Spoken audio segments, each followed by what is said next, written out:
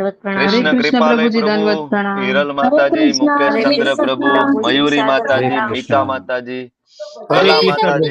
प्रभु जी। हरे कृष्ण नाना गुप्ता प्रभु जी, हरे कृष्णा उर्वी माताजी, नारायण सोनैना माताजी, नीता माताजी, देन धर्मेंद्र देसाई प्रभु जी, हरे कृष्णा अश्विन गोहिल प्रभु, प्रभु जी। हरे हरे कृष्ण हरे प्रभु जी, दंडवत प्रणाम।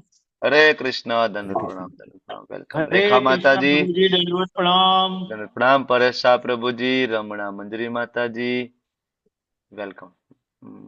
વિશાલ આહિર પ્રભુ, થેન્ક યુ તમારી हरे कृष्ण સેવાઓ प्रभु जी। માટે। હરે કૃષ્ણ ધર્મેશ પ્રભુજી, હરે કૃષ્ણ। हरे આપ कृष्ण। સૌનું બધાનું ખૂબ ખૂબ હૃદયપૂર્વકનું સ્વાગત છે ઇસ્કોન મેંગલુરુ શ્રી શ્રી રાધા ગોવિંદ મંદિર કુલાઈ તરફથી ચાલતા શ્રીમદ ભગવદ્ ગીતા પરના લેવલ 2 ના કોર્સમાં, જેમાં આપણે આજે 14મો અધ્યાય તરફ આગળ વધી રહ્યા છીએ। શરૂઆત કરશું આપણે બધા સાથે મળીને ભગવાન શ્રી શ્રી રાધા ગોવિંદજીના ચરણોમાં ખૂબ ભાવપૂર્વક પ્રેમપૂર્વકની પ્રાર્થના સાથે મંગલાચરણથી શરૂઆત કરીએ। તમે બધા તમારું માઇક બંધ કરીને મારી સાથે આ પ્રાર્થનામાં જોડાઓ એવી તમને બધાને મારી વિનંતી છે। શરૂઆત કરીએ। ઓમ અજ્ઞાનતિમિરાન્ધસ્ય જ્ઞાનાંજન શલાકયા ચક્ષુર્મિલિतं येन तस्मै श्री गुरुवे नमः। श्री चैतन्य मनोभीष्टं स्थापितं येन भूतले स्वयं रूप कदा मह्यं ददाति स्वपदान्तिकम्। वन्देऽहं श्रीगुरो श्रीयुतापदकमलम् श्रीगुरुन् वैष्णवांश्च श्रीरूपं सागरजातं सहगणा रघुनाथान्वितं तं सजीवं साद्वैतं सावधूतं परिजनसहितं कृष्णा चैतन्यदेवं श्रीराधा कृष्ण पादान् सहगण ललिता श्री विशाखान्वितांश्च। हे कृष्णा करुणा सिंधो दीनबंधो जगतपते गोपेश गोपिका कांत राधा कांत नमस्तुते। तप्त कांचन गौरांगी श्री राधे वृंदावनेश्वरी वृषभानुसुते देवी प्रणमामि हरिप्रिये।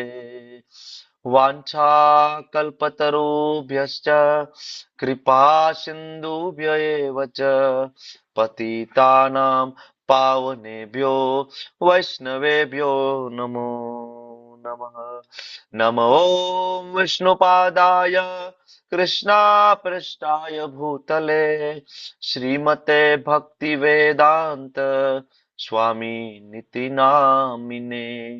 नमस्ते सारस्वते देवे गौरवाणी प्रचारिणे निर्विशेषा शून्यवादी पाश्चात्यादेशतारिणे। जय श्री कृष्णा चैतन्य प्रभु नित्यानंद श्री अद्वैत गदाधर श्रीवास आदि गौर भक्त वृंद। हरे कृष्णा कृष्णा हरे हरे कृष्णा कृष्णा कृष्णा कृष्णा कृष्णा हरे कृष्णा हरे हरे हरे हरे हरे राम राम राम राम राम राम राम हरे हरे कृष्ण प्रभु। हरे। हरे हरे कृष्ण प्रभु जी, दंडवत प्रणाम। हरे कृष्ण प्रभु जी, दंडवत प्रणाम। હરે કૃષ્ણ ધન્યવાદ પ્રણામ એવરીવન। બધાનું ખૂબ ખૂબ હૃદયપૂર્વકનું સ્વાગત છે। તો આજે આપણે ઓવરવ્યુ રિવિઝન લઈએ। ચાલો 1 થી લઈને 13 ચેપ્ટરનું ઓવરવ્યુ રિવિઝન। ચાલો ચેપ્ટર નંબર પહેલો અધ્યાયમાં શું આવે એક લાઈનમાં કહેવાનું, બહુ ડિટેલમાં નહીં કહેવાનું। ચાલો પહેલો અધ્યાય વિશે શું શું યાદ છે? ચાલો ચાલો કમોન કમોન। કાજલ માતાજી ચાલો, પહેલો એડ્રેસ છે। हरे कृष्ण प्रभु जी, दंडवत प्रणाम। પહેલા અધ્યાયનું નામ છે કુરુક્ષેત્રની યુદ્ધ ભૂમિ પર સૈન્ય નિરીક્ષણ. એમાં 3 લોકોની મનસ્થિતિ વ્યક્ત થાય છે.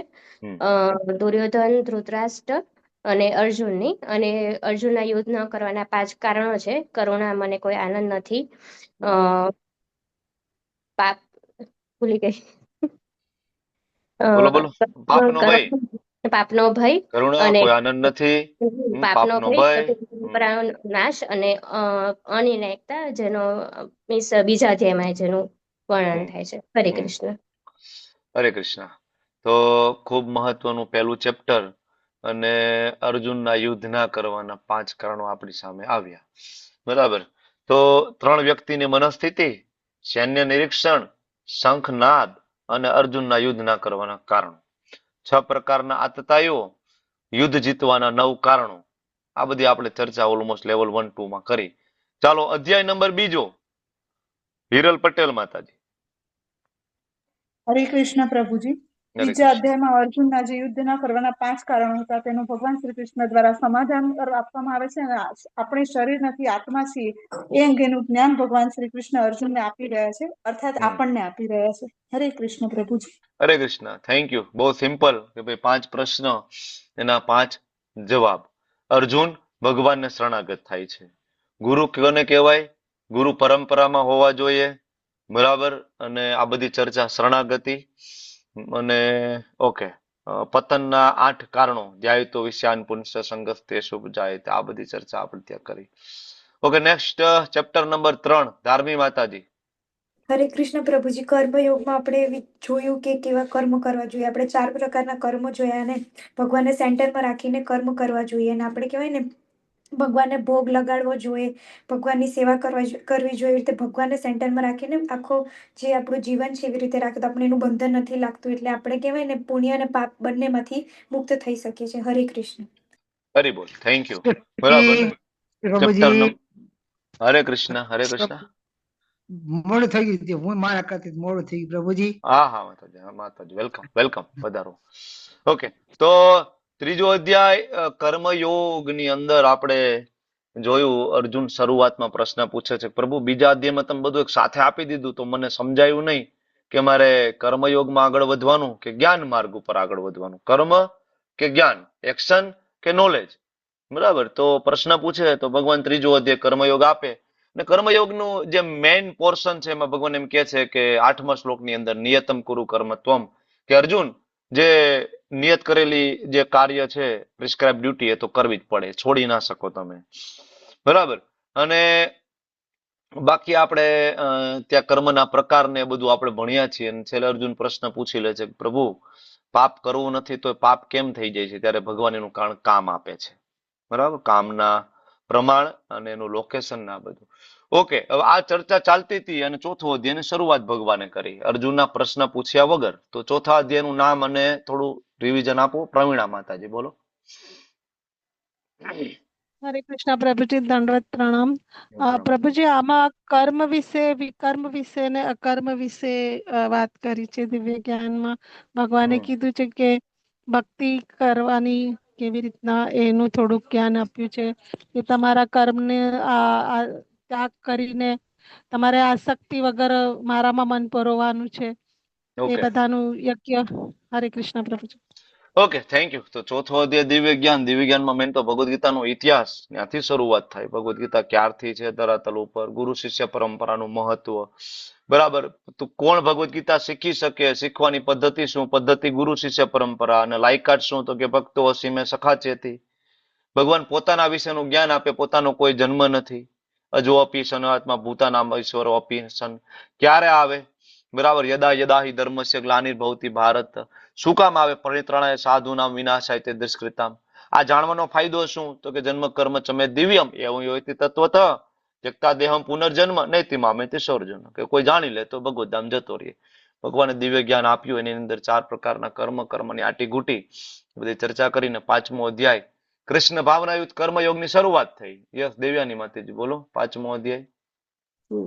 હરે કૃષ્ણ પ્રભુજી. 5મા અધ્યાય ભગવાન કહે છે કે અર્જુને કર્યો કે કર્મનો ત્યાગ એ અનાસક્તિ વાળા કર્મથી વધારે ચડિયા તો શું કરવા છે? શા માટે શ્રેષ્ઠ? ના જવાબમાં ભગવાન કહે છે કે કર્મના ત્યાગ કરતા ભક્તિયુક્ત કર્મ શ્રેષ્ઠ છે.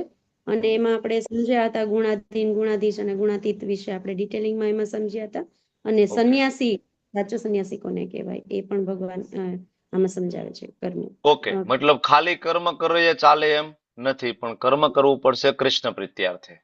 બરાબર ને? અલ્ટિમેટલી છેલ્લે શાંતિ સૂત્ર ભણ્યા. અને 5મા અધ્યાયનો જે શરૂઆત એ પ્રશ્નથી થઈ, પણ 6થો અધ્યાય ભગવાને સ્ટાર્ટ કર્યો અષ્ટાંગ યોગ. ભગવાન અર્જુનનો એક પ્રશ્ન હતો કે ભગવાન કે હું જંગલમાં જતો રહું, ભીખ માગીને ખાઈ લઉં. ભગવાન અષ્ટાંગ યોગ સમજાવે છે, યમ નિયમ આસન પ્રાણાયામ પ્રત્યાહાર ધારણા ધ્યાન સમાધિ. અર્જુન પ્રશ્ન પૂછે છે કે આ બહુ અઘરું છે, પ્રેક્ટિકલી તો અષ્ટાંગ યોગ શક્ય નથી. બરાબર, તો આ તો મારાથી ના થાય. પછી અર્જુન પ્રશ્ન પૂછે છે ભક્તિ યોગમાં કોઈનું પતન થાય તો શું થાય, એની ગતિ શું? એ ચર્ચા કરીને ભગવાન 6 અધ્યાયનો સાર ત્યાં મૂકી દીધો. યોગી નામ અપી સર્વેશા મદગતે અંતરાત્મના. 7મો અધ્યાય જયારે ભગવાને કીધું કે અર્જુન તું મારો ભક્ત બની જા, યોગી નામ અપી સર્વેશામ, સૌથી ઊંચો યોગી તો એ જ છે. તો અર્જુનના મનમાં પ્રશ્ન થાય પ્રભુ તમારા વિશે થોડું ડિટેલ જ્ઞાન આપો. તો 7મો અધ્યાય પરમેશ્વરનું જ્ઞાન ભગવાને ચાલુ કર્યું. એમાં ભગવાને પોતાની પરાશક્તિ, અપરાશક્તિ, ભગવાન પોતે, બરાબર, પોતાની માયા શક્તિ, 4 પ્રકારના લોકો શરણે આવે, 4 પ્રકારના લોકો શરણે નથી આવતા, નિરાકારવાદી, દેવી દેવતાઓના ઉપાસકો, આ બધી ચર્ચા ભગવાને ત્યાં કરી. છેલ્લે 2 શ્લોક અઘરા આવ્યા, બરાબર, જેમાંથી અર્જુને શબ્દ ઉપાડ્યા. બ્રહ્મ એટલે શું, અધ્યાત્મ એટલે શું, અધિભૂત એટલે શું, આ બધા શબ્દ. 8મા અધ્યાયની શરૂઆત થઈ. પેલા 2 શ્લોકમાં અર્જુને પ્રશ્ન પૂછી લીધા. 8 ભગવાને 7 પ્રશ્નના જવાબ 2 શ્લોકમાં આપી દીધા. પણ 8મો પ્રશ્ન મૃત્યુ સમયે ભગવાનને કેમ યાદ કરવા, ભગવાને આખો અધ્યાય આપ્યો. અને ભગવાને કીધું કે મૃત્યુ સમયે જો કૃષ્ણ યાદ આવે પોતે તો ભગવત ધામ જઈ શકાય, બીજો કોઈ રસ્તો નથી. બાકી તો જે યાદ આવશે ત્યાં આપણે જઈશું. બરાબર, આ ચર્ચા કરી. પ્રલય, મિની પ્રલય, મહાપ્રલયની ચર્ચા કરી. યોગીઓની ગતિ શું થાય, જ્ઞાનીઓની ગતિ શું થાય, અષ્ટાંગ યોગીઓની ગતિ શું થાય, અને ભક્તની ગતિ શું થાય, ગતિઓની ચર્ચા કરી આપણે ત્યાં. બરાબર, અને 8મો અધ્યાય પૂરો થયો. ભગવાન ફરીથી મેઇન ટ્રેક ઉપર 9મો અધ્યાય પરમેશ્વરનું જ્ઞાન, પણ વધારે ડિટેલમાં, એટલે કે રાજવિદ્યા, રાજગુહ્ય યોગ, પરમ ગુહ્ય જ્ઞાન. 9મો અધ્યાય શરૂ થયો. ભગવાને ત્યાં ફરીથી પોતાના વિશેનું ખૂબ ડિટેલમાં જ્ઞાન આપ્યું. બરાબર, અને ભગવાનને જે નથી માનતા, મહાત્માની વ્યાખ્યા શું હોય, આ બધી વાત કરી. અને ભગવાને કીધું સતતમ કીર્તયંતો મામ, મારું કીર્તન કરો, મને ભોગ લગાવો, પત્રમ પુષ્પમ ફલમ તોયમ, જે કઈ કરો એમ મને અર્પણ કરી દો. આ બધી ચર્ચા કરી. અને છેલ્લે 9 અધ્યાયનો સાર મૂક્યો. 9 અધ્યાયનો કયો? મન મનાભવ મદભક્તો મધ્યાજી મામ નમસ્કુરુ. તો અર્જુનના મનમાં થયું કે મન મના, તમારા મન લગાડવું હોય તો થોડુંક તમારા વિશેની હજી શક્તિઓ વિશેની માહિતી આપો ને. તો 10મો અધ્યાય વિભૂતિ યોગ ચાલુ થયો. અને ભગવાને પોતાની વિભૂતિ, અલગ અલગ શક્તિઓ, જેમ કે રુદ્રોમાં ભગવાન પોતે શંકર છે, આવી રીતના અલગ અલગ વિભૂતિઓ ભગવાને આપી. અને આ બધું ચર્ચા કરી. તો 11મા અધ્યાયમાં અર્જુન એમ કે છે કે વિભૂતિઓનું પ્રેક્ટિકલે બતાવી દો ને. તો વિશ્વરૂપ દર્શન અધ્યાય ચાલુ થયો. વિશ્વરૂપ દર્શનના જે અંતે ભગવાને કીધું કે ભાઈ મારું દ્વિભુજ શ્યામ સુંદર મુરલી મનોહર સ્વરૂપ છે એ ઓરિજિનલ અને સૌથી ઉપર. તો અર્જુન છે એ 12મા અધ્યાયમાં પૂછી લે તો ભગવાન સાકાર કે નિરાકાર? તો ભગવાન કે સાકાર. અચ્છા, તો ભક્તિ કેવી રીતના કરવાની? તો ભગવાને સ્ટેજ આપ્યા. અનન્ય સૌથી ઉપર, વૈદિક સાધના, ભક્તિ, નિષ્કામ કર્મયોગ, સકામ કર્મયોગ, જ્ઞાન, ધ્યાન, આ બધી ચર્ચા કરીને ભગવાને કીધું મને કેવો ભક્ત પ્રિય છે. આ રીતના 12 અધ્યાય પૂરા થયા અને બીજો વિભાગ ત્યાં પૂરો થઈ ગયો. હવે 13મો અધ્યાયથી જ્ઞાન યોગની શરૂઆત થઈ. આમ જોઈએ તો 12 અધ્યાય સુધી આપણને ખબર પડી ગઈ ભગવાન કોણ છે, હું કોણ છું, મારે શું કરવાનું છે. તો 13મા અધ્યાયથી જ્ઞાન યોગની જરૂર શું? તો કે જરૂર એટલા માટે કે બરાબર છે, ભક્તિ તો આ શરીરમાં રહીને જ કરવાની ને. આપણા શરીરમાં તો બંધનમાં છીએ અત્યારે માયાદેવીના.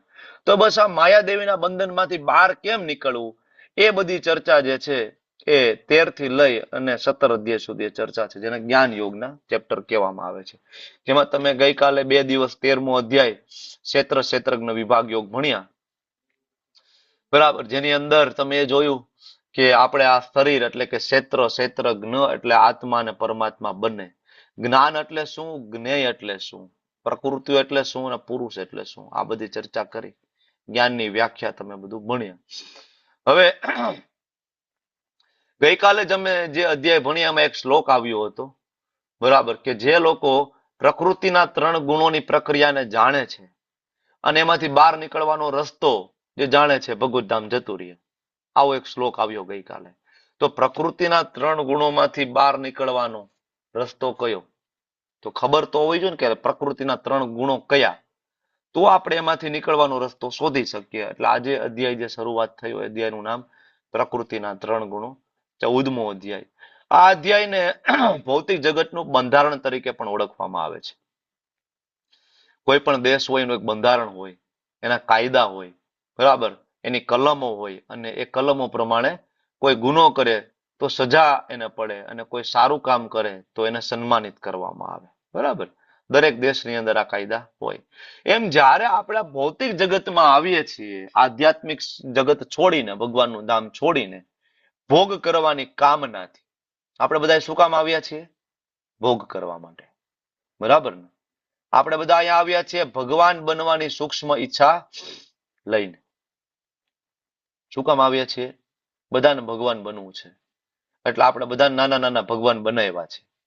બરાબર, આપણા બધા ઉપર થોડો થોડો ભગવાને આપણા બધાને થોડો થોડો કંટ્રોલ આપ્યો છે. જો એક તો આ શરીર ઉપર આપણો કંટ્રોલ છે ને, શું ખાવું, શું ના ખાવું, કેટલા વાગે ઉઠવું, કસરત કરવી, ના કરવી, ક્યાં જવું, શરીર ઉપર આપણે કંટ્રોલ આપ્યો ભગવાને. બરાબર, પછી આપણા ઘરની અંદર આપણો કંટ્રોલ છે ને, આપણા ઘરની અંદર આપણે જ ભગવાન સમાન છીએ. ઘણા બધાને એમ હોય ભાઈ હું છું એટલે આ બધું થાય છે, બાકી હું ન હોય તો તને ખબર પડે. ઘણા બધા પુરુષો ઘરમાં ના કહેતા હોય. તો આ બધું શું છે? ભગવાનની કામના છે એકચ્યુઅલી, કે હું ભગવાન છું, હું જ મેન્ટેનર છું, હું આ બધું મેન્ટેન હું કરું છું, પાલન હું કરું છું. તો હું નોકરી ઉપર જાઉં તો પૈસા આવે એટલે. તો આ ભગવાન બનવાની કામના અને ભોગ ભોગવવાની કામનાથી આપણે બધા આ જગતમાં આવ્યા. પણ ભોગ ભોગવવાની કામનાથી આવ્યા, પણ ભોગ ભોગવવા માટેની એક મર્યાદા હોય ને, એક નિયમ હોય. એ નિયમ, એ જે કાયદો, એ જ પ્રકૃતિના 3 ગુણો. બરાબર, તો પ્રકૃતિના 3 ગુણો એની અંદર આપણે ઓટોમેટિક આવી જાય છીએ જ્યારે આપણે આ ભૌતિક શરીર ગ્રહણ કરીએ છીએ. જેવી રીતના તમે અહીંથી અમેરિકા જાઓ અને જેવું તમારું પ્લેન અમેરિકામાં લેન્ડ થાય અને ત્યારે તરત જ તમારે અમેરિકાના કાયદાઓને માનવા પડે. તમે એવું કહી ના શકો કે હું તો ભારતીય છું અને મને અમેરિકાના કાયદા તો ખબર નહોતા. બરાબર, તો આ કઈ સાઈડ કાર ચલાવવાની મને ખબર નહોતી, તો રોંગ સાઈડમાં મેં કાર ચલાવી દીધી. ભારતમાં તો અમે આવું કરીએ છીએ, અમેરિકામાં મને ખબર નહોતી. તો ખબર નહોતી તો તમને ફાઇન નહીં કરે? ફાઇન તો કરશે, લોકઅપમાં નાખશે ને જેલમાં નાખશે. જેલમાં નાખશે ને પનિશમેન્ટ આપશે ને. ખબર નથી તો તમારે જાણવું જોઈએ ને ભાઈ, તમે અમેરિકામાં આવ્યા છો તો પેલા તમે અમેરિકા વિશે જાણી લો. અમેરિકાના કાયદા શું છે, નીતિ નિયમો શું છે. બરાબર ને? આ ગમે ને આપણે પાનની પિચકારીઓ મારીએ છીએ, દુબઈમાં જઈને મારીએ તો, ગલ્ફ કન્ટ્રીમાં જઈને મારીએ પાનની પિચકારી કોઈ છે આ દુબઈ વાળું, એને ખબર હશે બરાબર કેટલા કાયદા એ બાજુ કડક છે. બરાબર, અમુક અમુક ગલ્ફ કન્ટ્રીઝમાં કાયદા એટલા બધા કડક છે કે તમારી પાર્કિંગમાં રહેલી કાર એ તમારે નીટ એન્ડ ક્લીન રાખવી પડે. જો 5 દિવસ સુધી તમે તમારી કારને ક્લીન નથી કરતા, ભલે કાર તમારી છે, પાર્કિંગ તમારું છે, પણ 5 દિવસ સુધી કારને તમે ક્લીન નથી કરતા, તો 6થા દિવસે તમારી ઘરે એનો મેમો આવી જાય કે તમે તમારી કાર ક્લીન નથી કરી. આવા કાયદા પણ છે. બરાબર, ઘણી બધી ગલ્ફ કન્ટ્રીઝની અંદર. તો જ્યાં એ વ્યક્તિ રહેતો હોય એના કાયદા એ બાધ્ય છે. એમ તમે જ્યારે આ ભૌતિક જગતમાં આવો છો ત્યારે આ પ્રકૃતિના 3 ગુણો, સત્વ, રજ અને તમ, આ ત્રણેય માયાદેવીએ જે કાયદા આપ્યા છે, કાયદાનું પાલન કરવું ફરજિયાત છે. કારણ કે ભોગ ભોગવો, પણ ભોગ ભોગવાની મર્યાદા તો હોવી જોઈએ ને. કાયદો, જો કાયદો શેના માટે હોય? કાયદો આપણા રક્ષણ માટે હોય. આપણા ભારતની અંદર કાયદો છે શેના માટે? તમે વિચાર કરો કે ભારત દેશની અંદરથી ન્યાયતંત્ર નીકળી જાય તો, કાયદો નીકળી જાય તો, બધી જેલ, હવે સરકાર એમ કહી દે કે ભાઈ તમે બધા મજા કરો, જેમ રહેવું એમ રહ્યો. સરકાર આવું કહી દે તો આમાં કોઈ કાયદો નહીં, કોઈ કાયદો નહીં, કોઈ બંધારણ નહીં, તમારે જેમ રહેવું એમ રહ્યો. તમારે આવું ચાલશે? નહીં ચાલે ને. કારણ કે ભોગ ભોગવવાની કોઈ મર્યાદા નથી. બરાબર, આપણે તો આપણું જે નથી એ ભોગવવું છે ને, ભોગવવું છે ને. આ તો આપણા ઉપર કાયદાનું પ્રેશર છે એટલે. બાકી મને તો બાજુવાળાનું મકાન ગમે છે, ઈ મારે હડપી લેવું છે. બરાબર, મને બાજુવાળાની ગાડી ગમે છે, મારે એ ગાડી લઈ લેવી છે. બરાબર ને? બાકી તમે સમજી શકો ભોગ ભોગવવાની કોઈ મર્યાદા નથી.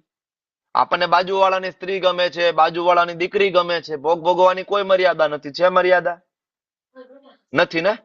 તો આ ભોગ ભોગવવા ઉપર એક કંટ્રોલ મૂકવો, એક કાયદો મૂકવો, એટલા માટે આ સત્વગુણ, રજોગુણ, તમોગુણ નામની માયાદેવી બરાબર ભગવાને મૂકી, કે જેથી આપણે એક વેદોની મર્યાદામાં રહી અને આપણે જે ભોગ ભોગવવાની કામનાથી અહીંયા આવ્યા હતા, એક ભોગ ભોગવવાની ઈચ્છા પૂરી કરી, અને જેવું એ ઈચ્છા પૂરી થાય, વેદોની મર્યાદામાં રહી અને આપણે ભગવાનને જાણીને ભગવાનના ધામમાં જતા રહીએ, મર્યાદામાં રહીને ભોગ ભોગવીએ.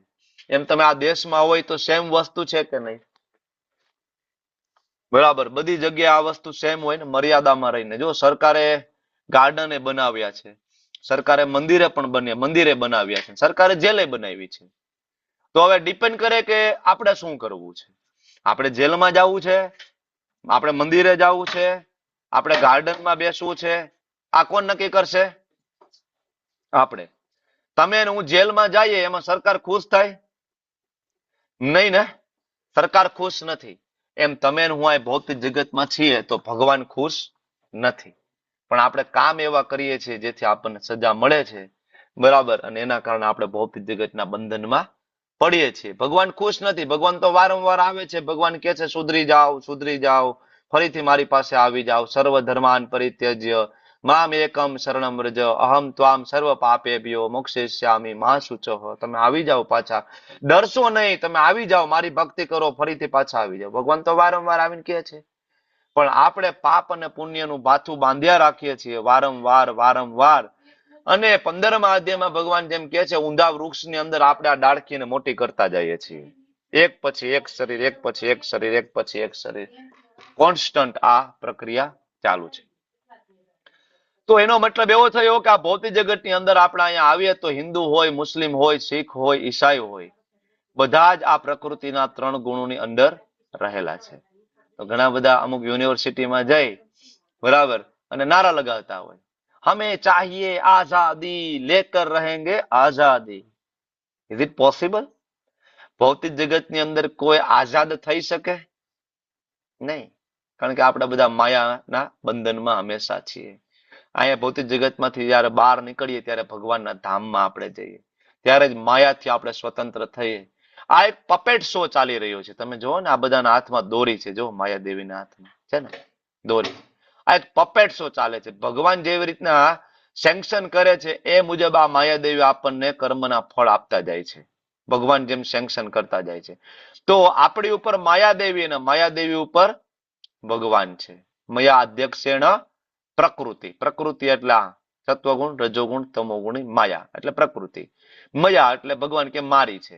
તો ભગવાને આ કાયદા કાનૂન રાખ્યા છે. શું કામ રાખ્યા છે? સારા લોકો ભક્તિ કરીને ભગવત ધામ જતા રહીએ.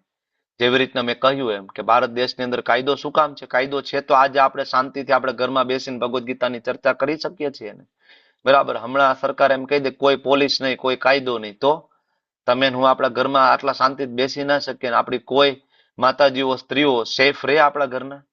બરાબર. કેટલા વિધર્મી લોકો આવીને કિડનેપ કરી જાય, લઈ જાય ને, બરાબર ને, અથવા મર્ડર કરી નાખે. આવું થયું છે ને ઘણી બધી જગ્યાએ. તો એટલા માટે કાયદો શેના માટે છે? સારા લોકોની સેફટી માટે, બરાબર. તો અહીંયા ભગવાન આપણને આ અધ્યાયની અંદર આજે કાયદા વિશે આપણને સમજાવવાના છે. પ્રકૃતિના 3 ગુણો 13મો અધ્યાય ભણી અને આજે આપણે આ 14મા અધ્યાય તરફ આગળ વધીએ. અને 3 ગુણોની શરૂઆત ભગવાન પેલા શ્લોકથી કરે છે. શ્રી ભગવાન ઉવાચ પરમ ભૂય પ્રવક્ષ્યામિ જ્ઞાનાનામ જ્ઞાનમ ઉત્તમમ. હે અર્જુન, પરમ ભૂય પ્રવક્ષ્યામિ, મેં જે પેલા જે જ્ઞાન કહ્યું છે ને, બરાબર, પ્રવક્ષ્યામિ જ્ઞાનાનામ જ્ઞાન ઉત્તમમ, હવે હું એના કરતા પણ ઉત્તમ જ્ઞાન તને આપું છું. સર્વ જ્ઞાનોમાં સર્વશ્રેષ્ઠ. કેવું ઉત્તમ? કેટલું ઉત્તમ જ્ઞાન પ્રભુ તમે આપો? તો ભગવાન કહે છે યજ્ઞાત્વા મુનય સર્વે, આ જાણીને મુનય સર્વે, મુનિ, મુનિ એટલે ઋષિ મુનિઓ, જે બહુ બુદ્ધિશાળી વ્યક્તિઓ હોય, જે આત્મનિરીક્ષણના રસ્તા પર, આત્મ સાક્ષાત્કારના રસ્તા ઉપર જે ચાલતા હોય, એને કહેવાય મુનિ, બરાબર. તો આને મુનિજનો પણ પરમ સિદ્ધિ પામ્યા છે આ જ્ઞાનને જાણીને. તો આવું જ્ઞાન ભગવાન આપણને આપવા માંગે છે અર્જુનના માધ્યમથી. તો આ જ્ઞાન છે સર્વશ્રેષ્ઠ જ્ઞાન. ભગવાન કે હું ફરીથી આપું છું, આગળ આપ્યું છે, હું અત્યારે ફરીથી આપું છું. ફરીથી એટલા માટે કે છૂટું છવાયું ઘણી બધી જગ્યાએ આ બાબતે ચર્ચા થઈ છે. પ્રકૃતે ક્રિયમાણાની ગુણે કર્માણી સર્વશ. આગળ પણ આવી ચર્ચાઓ થઈ છે. બરાબર. તો ત્રીજા અધ્યાયમાં થઈ છે, બીજા અધ્યાયમાં પણ આ ચર્ચા આવે છે ગુણો વિશેની. એટલે ભગવાન કે હું તને છે ને ડિટેલમાં કહું છું. આગળ મેં થોડું શોર્ટમાં કહ્યું છે. આ જ્ઞાન સર્વશ્રેષ્ઠ એટલા માટે છે કે આ અધ્યાય 14મો એ આપણો પાયો છે. હું એમ કહું કે આપણે ભક્ત ના બનવું હોય ને, સારા માણસ બનવું હોય ને, તો પણ 14મો અધ્યાય જરૂરી છે. સારો પતિ બનવું હોય, સારી પત્ની બનવું હોય, સારો દીકરો બનવું હોય, સારા પિતા બનવું હોય, સારી માતા બનવું હોય, એક સારો દેશનો નાગરિક બનવું હોય, તો પણ આ જ્ઞાન એટલું ઉત્તમ છે 14મું. કારણ કે આ જ્ઞાન લીધા પછી આપણને ખબર પડશે કે હું જે કાર્ય કરું છું એ કયા ગુણમાં છે, પાપ કહેવાય કે પુણ્ય કહેવાય, આપણને ખબર પડશે. બીજું, આપણને ખબર પડશે કે હું કયા ગુણમાં ફસાયેલો છું, કયા ગુણના કારણે મારું આવું વર્તન છે, અને આ ગુણના કારણે મારું આવું વર્તન છે તો મૃત્યુ પછી મારી ગતિ શું થશે. આ બધા પ્રશ્નો બહુ ઇમ્પોર્ટન્ટ છે. અને આ બધા પ્રશ્નના જવાબ એટલે કે આત્મનિરીક્ષણનું વિજ્ઞાન આપણને આ અધ્યાયમાંથી પ્રાપ્ત થવાનું છે. ઘણા બધા એમ કે ભાઈ મારી પાસે સમય નથી વાંચવાનો. અરે આ જ્ઞાન એવું છે કે ઇવન ઋષિ મુનિઓને આ જ્ઞાન પ્રાપ્ત થયું અને એ લોકો પરમ સિદ્ધિને પામ્યા છે. ભગવાન આપણને આ જ્ઞાન આપવા માંગે છે. બરાબર. 9 ઋષિ મુનિઓએ આગાહી કરી હતી શ્રીમદ ભાગવતમના 11મા ખંડની અંદર. લેવલ 1માં આપણે ભણીએ છીએ. કોની આગાહી કરી હતી 9 ઋષિઓએ? ભગવાનના કયા અવતારની આગાહી કરી છે? ચૈતન્ય મહાપ્રભુજી. ભગવાન શ્રી ચૈતન્ય મહાપ્રભુ. કૃષ્ણ વર્ણમ ત્વિષા કૃષ્ણમ સાંગોપાંગાસ્ત્ર પાર્ષદમ યજ્ઞે સંકીર્તન પ્રાયેર યજંતી હિ સુમેધસ. શું કામ અહીંયા શ્લોક લીધો છે? તમને સમજાવવા માટે કે પ્રકૃતિના 3 ગુણોથી ઉપર ઉઠવું એ બહુ અઘરું છે. મોટા મોટા ઋષિ મુનિઓ, મોટા મોટા સાધુ સંતો ઘર છોડી દે, પરિવાર છોડી દે, ધંધો બિઝનેસ, રૂપિયા પૈસા બધું છોડી દે, સમાજ છોડી દે, જુનાગઢ જતા રહીએ, કાશી જતા રહીએ, હરિદ્વાર જતા રહીએ, અને ત્યાં ગયા પછી ફરીથી પ્રકૃતિના 3 ગુણોમાં બંધાઈ જાય. જોયું છે ને આપણે? બરાબર. ત્યાં જઈને ફરીથી ગાંજા ફૂંકવા, ચરસ ચલમો પીવી. તો આ ગાંજા ફૂંકવા, ચરસ ચલમો ફૂંકવી કયા ગુણની અંદરમાં આવે? કયો કયા ગુણમાં આવે?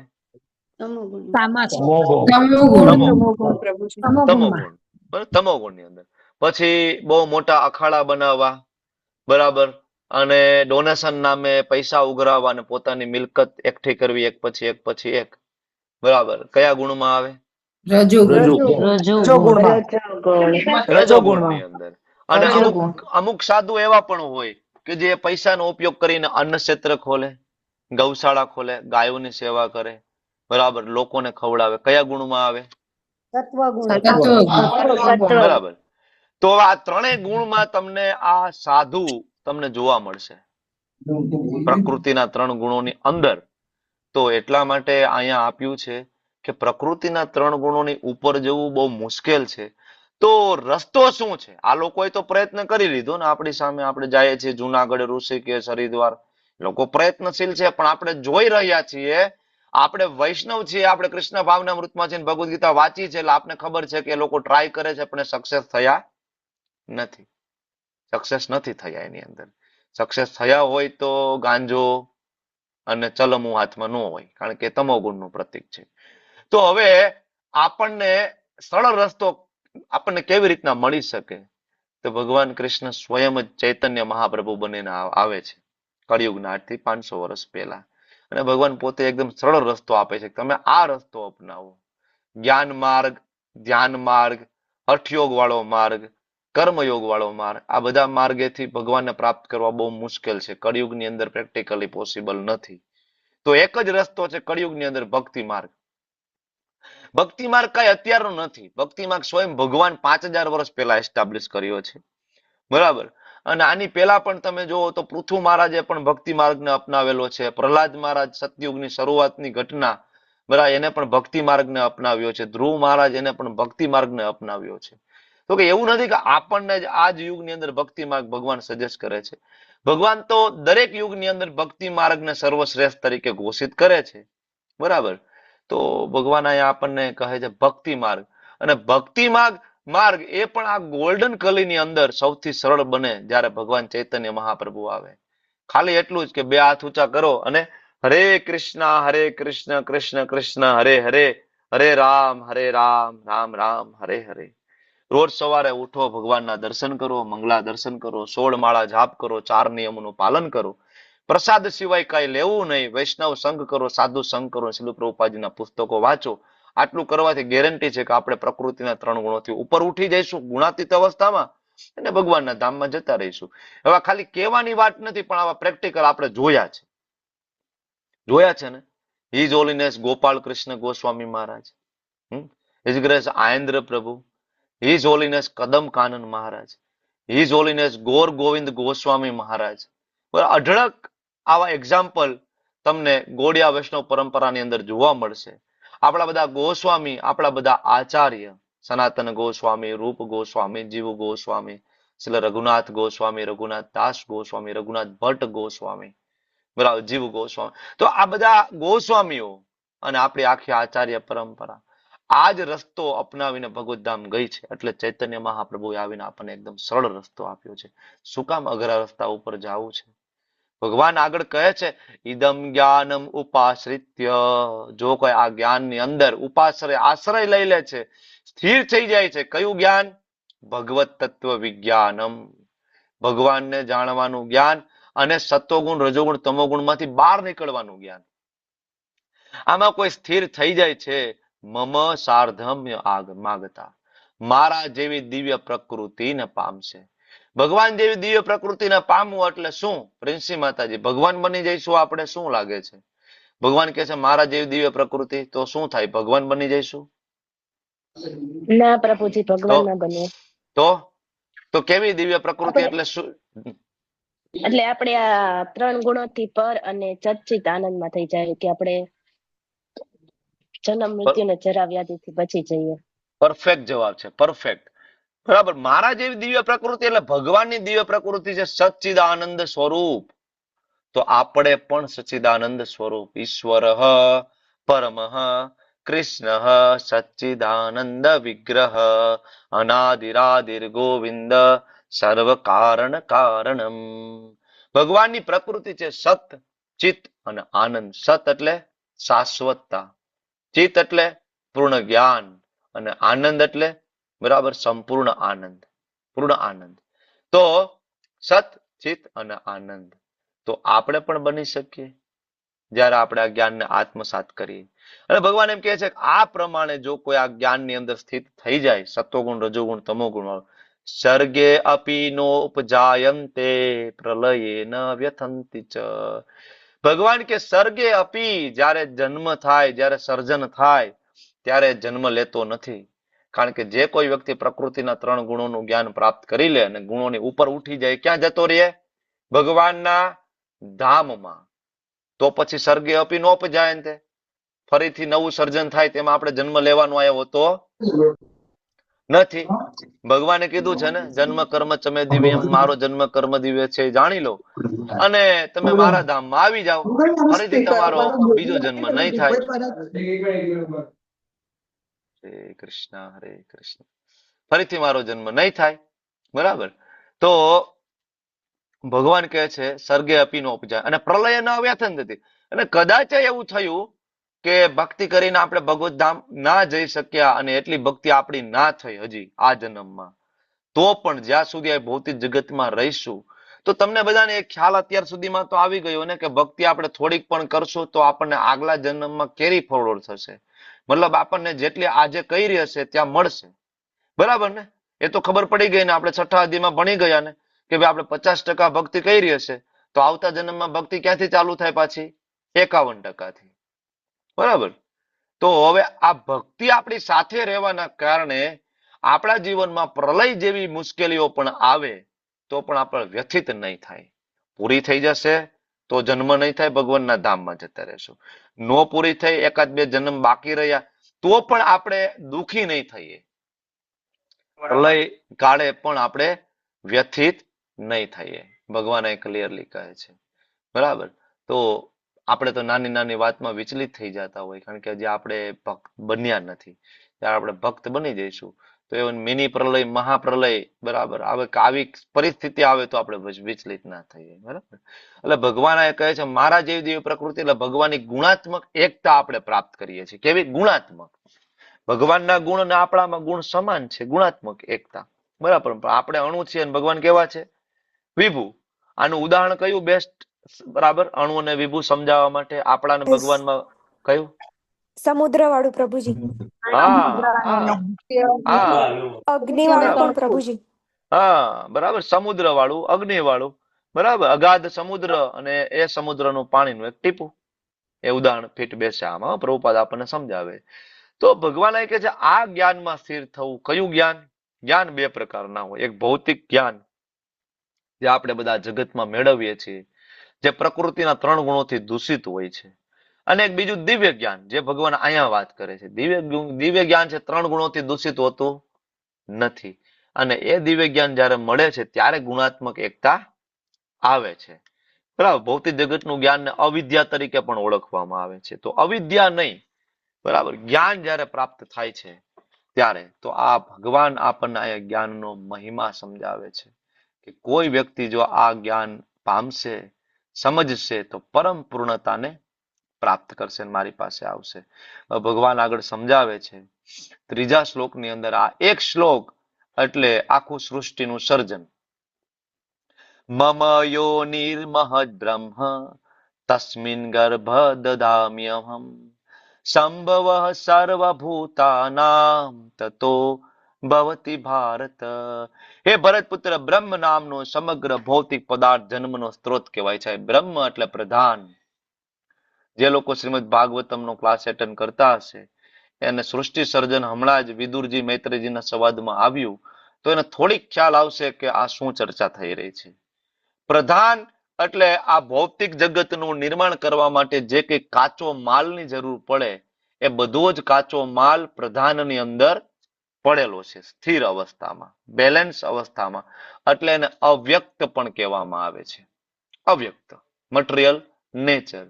પછી ભગવાન જ્યારે એ પ્રધાન ઉપર દ્રષ્ટિપાત કરે છે, ખાલી દ્રષ્ટિપાત. કયા ભગવાન દ્રષ્ટિપાત કરે છે? કાણોદક્ષાય વિષ્ણુ. હા, હરિબોલ. કૃષ્ણ નહીં. કોણ? કાણોદક્ષાય વિષ્ણુ. ગોલોક ચાર્ટ આપણને યાદ આવે તો થોડુંક સમજ પડે આમાં. તો એ જયારે દ્રષ્ટિપાત કરે છે તો એ પ્રધાનની અંદર ખળભળાટ થાય છે. ખળભળાટ થાય છે એટલે એમાંથી મહત્તત્વ પ્રગટ થાય છે. મહત્તત્વ એટલે કે વ્યક્ત, બરાબર, મટીરિયલ નેચર, જેમાં સત્વગુણ, રજોગુણ, તમોગુણ અને બીજી જે કઈ વસ્તુઓની જરૂરિયાત પડશે આ જગત બનાવવા માટે બધું એની અંદર છે. હવે જ્યારે એમાં દ્રષ્ટિપાત થયો તો એ દ્રષ્ટિપાત, જે દ્રષ્ટિ છે ને, એ કાલ શક્તિ છે. અને કાલ શક્તિ જે છે એ શિવજી છે. શિવજી કાલ જે શક્તિ છે, જો ભગવાનની મહત્વની શક્તિઓની અંદર યોગ માયા શક્તિ એટલે કે શ્રીમતી રાધારાણી નું એક્સપાન્શન, બરાબર. પછી આપણે બધા જીવ શક્તિ, પછી ભગવાનની કાલ શક્તિ, પછી ભગવાનની મહામાયા શક્તિ. આ બધી અલગ અલગ ભગવાનની શક્તિઓ છે. અહીંયા જયારે ભગવાન કહે છે ગર્ભાધાન કરું છું, ગર્ભાધાન એટલે આ શબ્દ તો આપણે સમજી શકીએ, બરાબર. ભૌતિક જગતમાં જયારે સ્ત્રી પુરુષનો સંગ થાય તો પુરુષ દ્વારા સ્ત્રી છે ગર્ભાન્વિત થાય.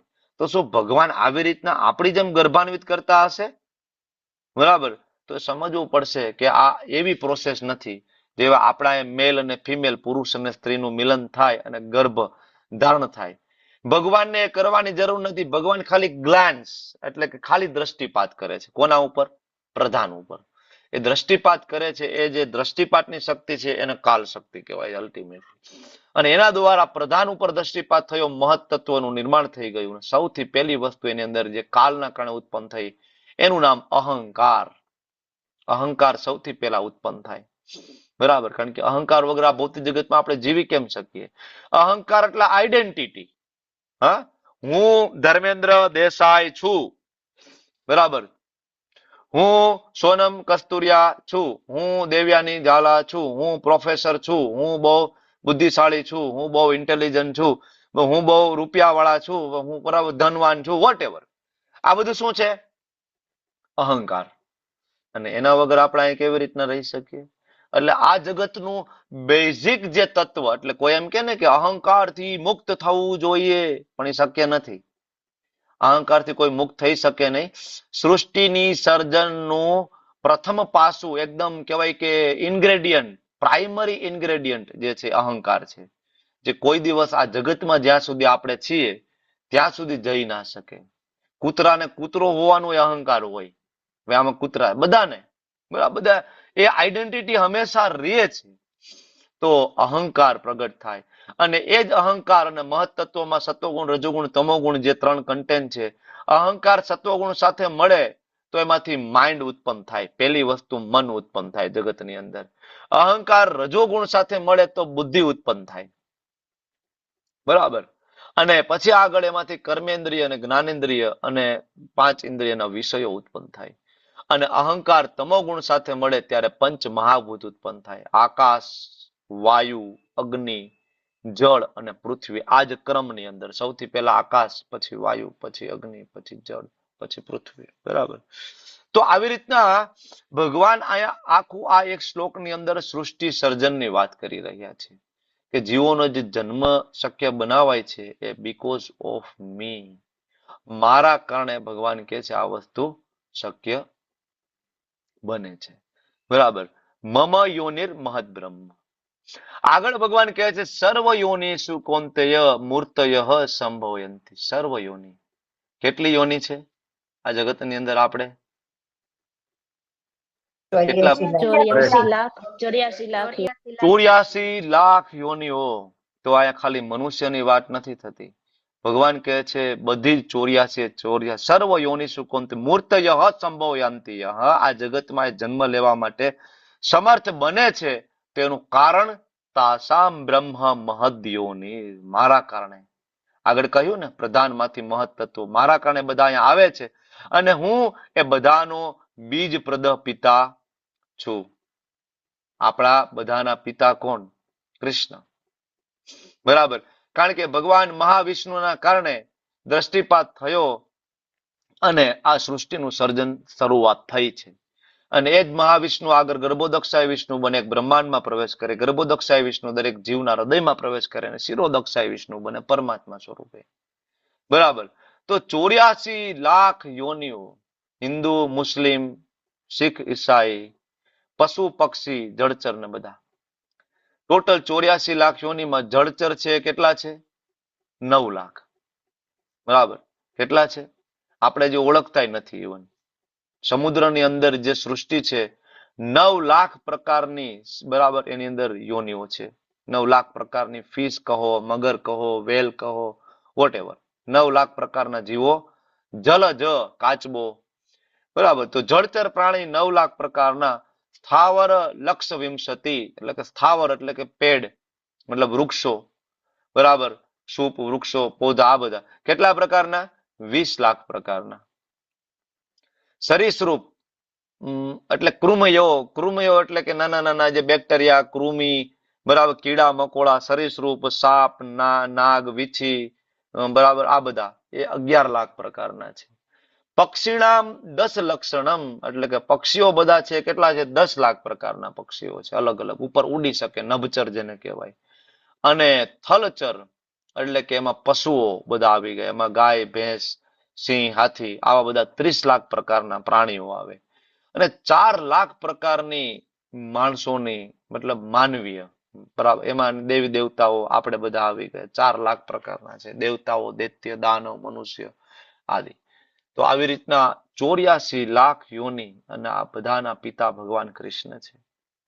મૂળ 4 પ્રકારે આપણે બધા અહીંયા આવીએ છીએ. શ્રીમદ ભાગવતમની અંદર આવશે. જરાયુજ, અંડજ, સ્વેદજ અને ઉદ્બીજ. જરાયુજ એટલે જે માતાના ગર્ભમાં નાભી નાળ સાથે જોડાયેલા હોય એ બધા જરાયુજ, એટલે આપણે બધા. અંડજ એટલે જે કોઈ ઈંડામાંથી આવે તે, મોટા ભાગે પક્ષીઓના ને ઈંડા, સાપના ને ઈંડા હોય.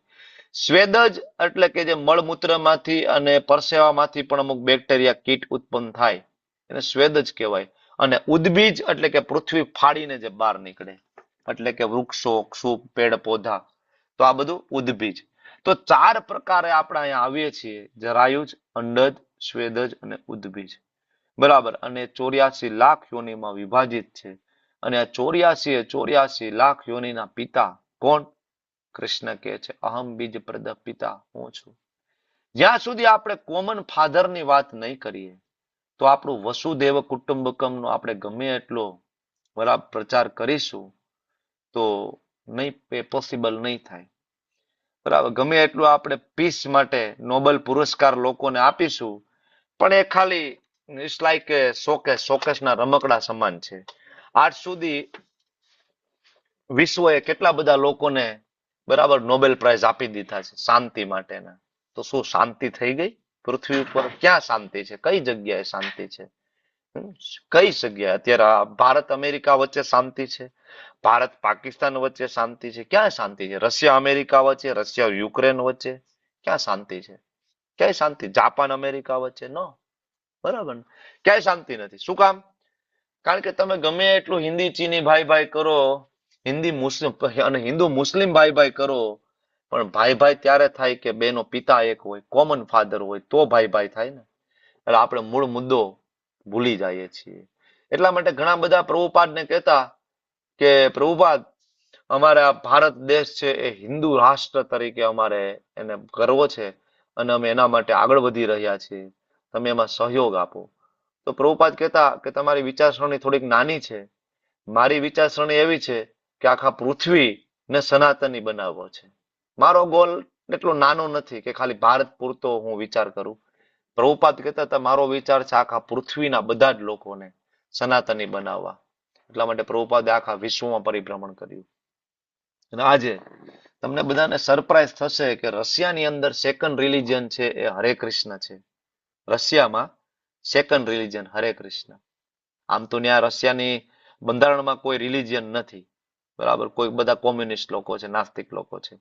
બરાબર. એટલે આફ્ટર નાસ્તિક જોવો તો ફર્સ્ટ રિલિજન તમે કહો તો એ ઇસ્કોન છે. રશિયાની અંદર લગભગ એક પણ સિટી એવું બાકી નથી કે જ્યાં ઇસ્કોનની ગુરુકુળ નથી.